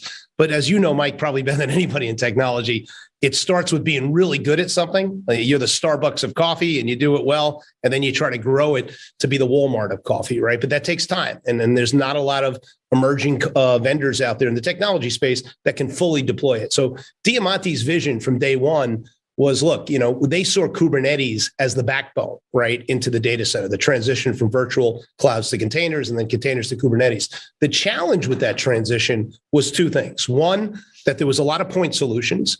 Two was the adoption rate of the technology within the install base, right? People had to learn a new thing. They had to go from VMs to containers and migrate them over, and then they had to learn Kubernetes. It's only 6 years old. So our vision was to make it easy, right? Make it simple for people to get there, right? So the biggest challenge was, how do I go from a VM to a container? Nobody's figured out that secret sauce except for a lot of pain in the process, right? We're kind of working on one, like maybe a migrating tool, but we've been offering a lot of services to help them. But once they get to Kubernetes, now here comes the fun, right? We've got a storage problem. We've got a networking problem. We've got an orchestration and management problem. So Diamante said, look, coming in, we had a bunch of amazing people like Naveen and other people that really bred up in Silicon Valley, knowing they're Cisco developers. They knew the problem, right? So they built an integrated stack that allowed you to distribute Kubernetes, right? Allow you to distribute other technologies like OpenShift or Tanzu that it has to integrate into. So they made it simple, really simple to go in and deploy a full consolidated stack. But what Kubernetes also has is something in my career that I worked on early on was AI, right? It makes it easy to get to an AI. So imagine deploying an application, managing the application between Amazon, Google, and Azure, managing an on-prem application, deploying it, seeing some key metrics around that application, compute, latency, memory, IOs, right? We master IOs. Like when nobody beats us on a per IO basis, right? On the way we deploy the technology. But the challenge was, how do we move eventually to a predictable model to tell them when those workloads need to happen, right? How to manage those workloads. But the monitoring is the first step there. I got to capture the data. I want to build an integrated UI that has monitoring, networking, storage, a little bit of security, and some really customized dashboards that allow our architects and application, our cloud certified vendors, our DevOps people, a command center to kind of manage the deployment of those applications between a hybrid cloud or in between clouds at any given time. And that was really the vision, listening to our customers say, look, we get all this, but we need to make it simple, easy, and fast to manage this. And we need one vendor to do it. All right. Naveen, what attracted you to this project specifically? Are there certain attributes or capabilities that it has that you didn't see anywhere else? What was the thought process behind that? A bunch of things here, Mike. I mean, basically, their expertise, they're already well established in this market. They know monitoring very well. They themselves realize the importance of this transition that's going on in terms of cloud native, where everybody is moving towards Kubernetes. They do realize that they have the expertise as well as they already have a product in this segment. So for us, I mean, the way we were looking at it is, guys, they have the right expertise in monitoring. They have the right technology going forward. Their vision is aligning with our vision. So that integration seems to be, a perfect match for us, and it's the natural progression for us to go. So that's what kind of attracted us towards Groundworks, and we think this is going to be, something that our customers have been asking, and would be a perfect match for the coming releases. I mean, just clarify a point for me. Is the monitoring for Kubernetes specifically, or can I use this for legacy virtual machines as well? And how much can I get into bare metal if I need to? What exactly am I monitoring? Yeah, that's a very good question. So Groundwork itself, they do have a very extensive portfolio in terms of monitoring. They have the capabilities to monitor networks. They have the capabilities to monitor bare metal or VM-based instances. So their product portfolio is pretty extensive. And they have added even monitoring of Kubernetes objects as well.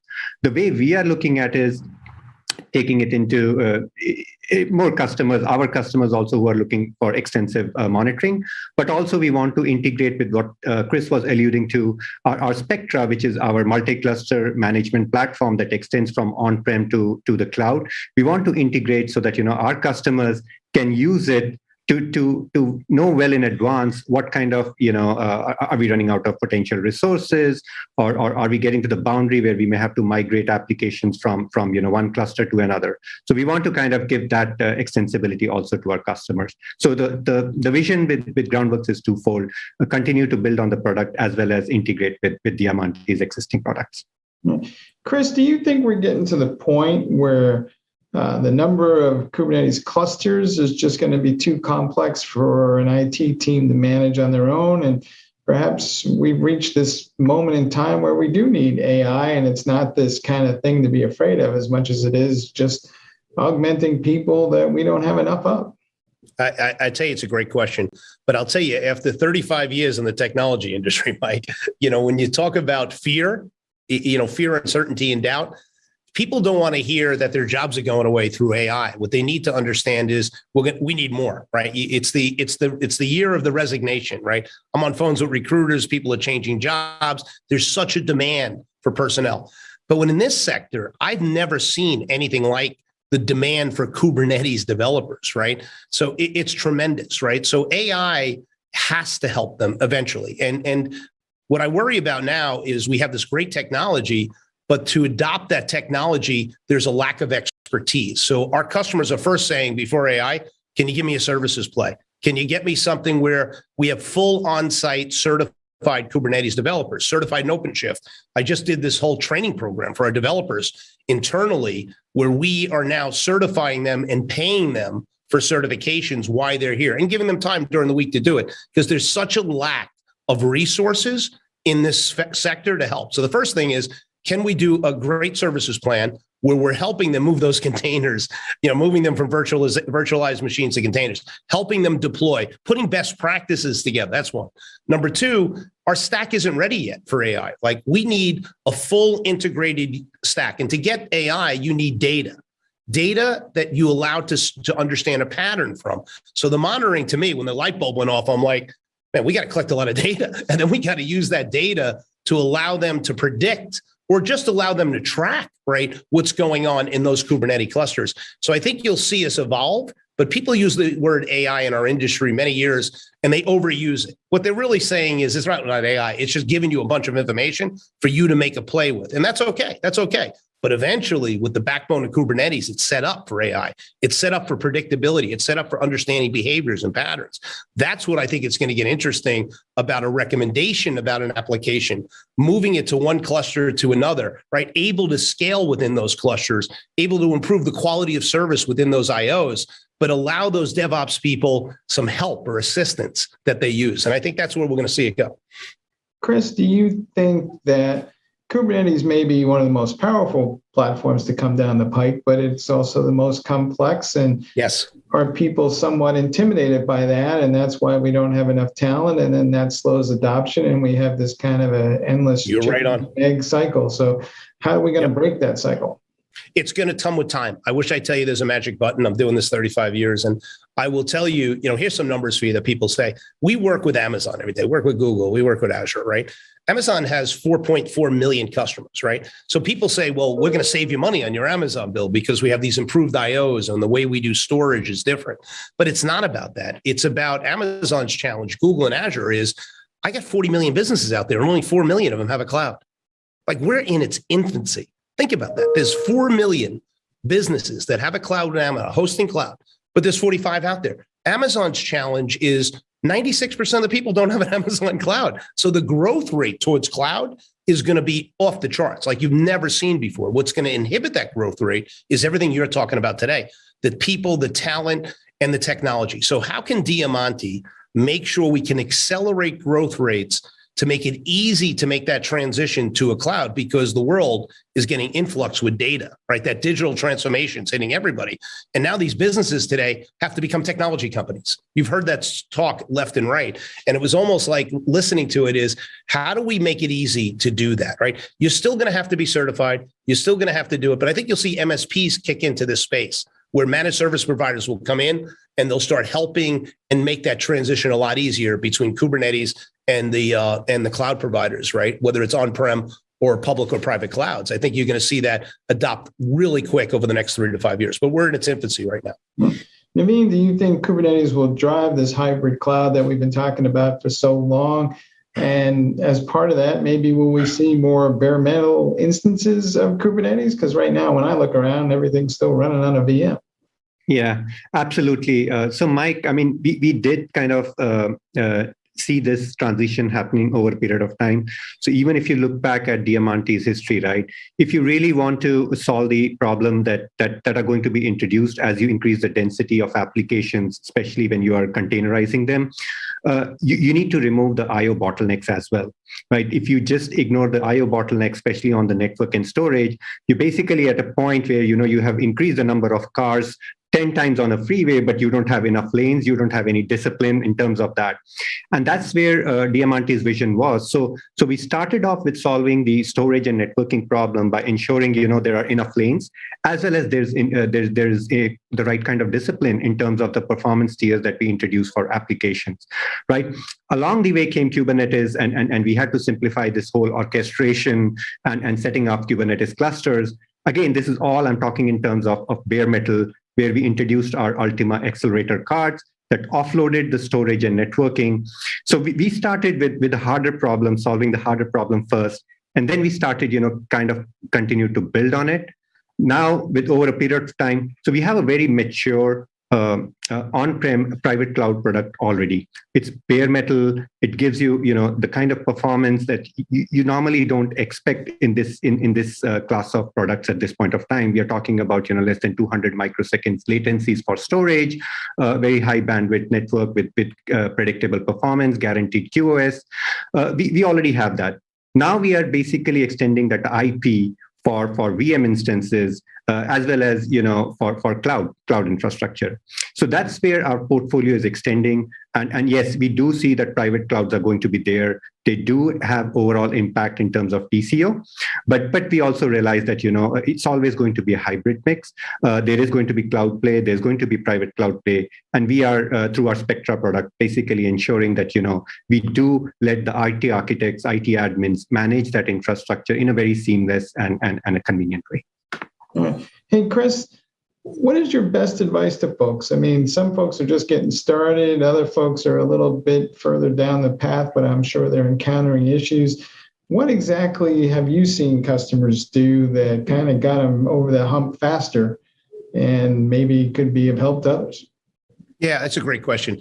I think it's complete thoughts, right? Like what's happening in the data center, Mike, is you have the application team and you have the infrastructure team, and then you have the cloud team. And they're actually now, for the first time, have to work together. So the best way to explain it is we had a customer, a utility customer, that was focused on a GE application, right? So the key to this game is align the resources that we know that we have all three parties making the decision, because you can see some internal challenges with that.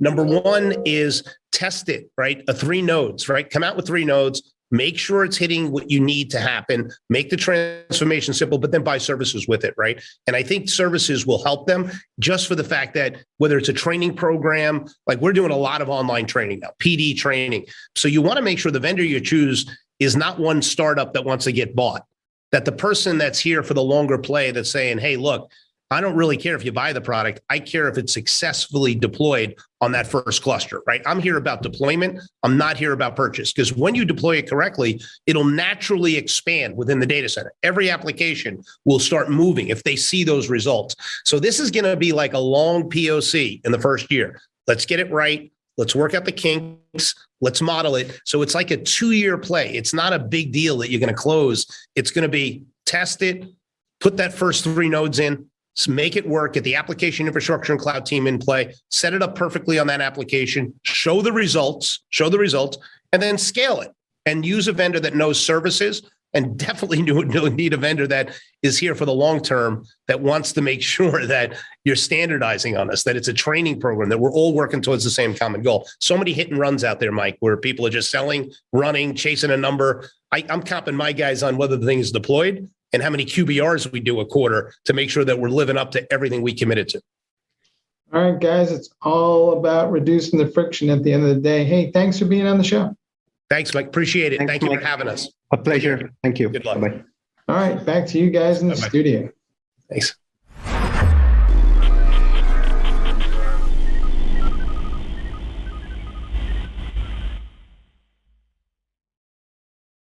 CISO Talk, to hear how real-world CISOs are dealing with today's real-world issues. From enabling secure remote workers to accelerating secure cloud adoption, defending against a pandemic of security attacks and beyond. CISO Talk covers the cyber topics you want to learn about. With your hosts, Unisys CISO Matt Newfield and MediaOps CEO Alan Schimmel, featuring a revolving panel of CISO cyber experts. This is where CISOs talk. Join us on digitalanarchist.com and techstrong.tv. All right, that rounds out today's Techstrong TV broadcast. Hope you enjoyed it as much as I enjoyed bringing it to you. Just a quick reminder before we shut things down for today, we've got some great events coming up, including one this week. Actually, tomorrow, it is the IBM Automation Insights virtual event. And then next week, we've got two coming your way. The first one is March 1st. It is the Sneak Know Your Code Open Source and Supply Chain Summit. And then 2 days later, on March 3rd, we have the SALT Security API Security Summit. All three of those are virtual events, and all three of them are awesome and totally worth checking out. So I do encourage you to go to techstrongevents.com. Look in the upcoming events section. You should see all three of them. That gives you your chance to register, check out the agenda, check out the speaker lineup. I think at least two of the three of them are half-day events, so they're not going to take up too much of your time. But certainly there will be a lot of takeaways in all three of these events, so please do check them out. We also have some great live events coming your way. The first one is happening starting at the end of March. It is the Cybersecurity Live and DevOps Cloud Native Live events. They're one-day events. We're kicking off a series of these. The first ones are happening in Atlanta. The March 29th is the DevOps Cloud Native event. March 30th is the Cybersecurity event, and then we have DC a couple weeks after that, and then others scattered throughout the year. So we do encourage you to check out the calendar for those. We also have our Initech events, as always. We have them happening in Dallas, Houston, Austin, Oklahoma City, and Washington, D.C. I may have actually missed a city there, and I'm not quite sure if I did, but we can certainly remedy that later if I did. But the entire lineup of our live events, both in person and virtual, is available on techstrongevents.com, and there you can check out the lineup for each of these events and check out the agendas, the speakers, and register as well. That was a mouthful. All right, I'm going to sign off today. I will see you on Thursday for a brand new Techstrong TV broadcast. Until then, I hope everybody has a great day, and please, whatever you do, stay safe.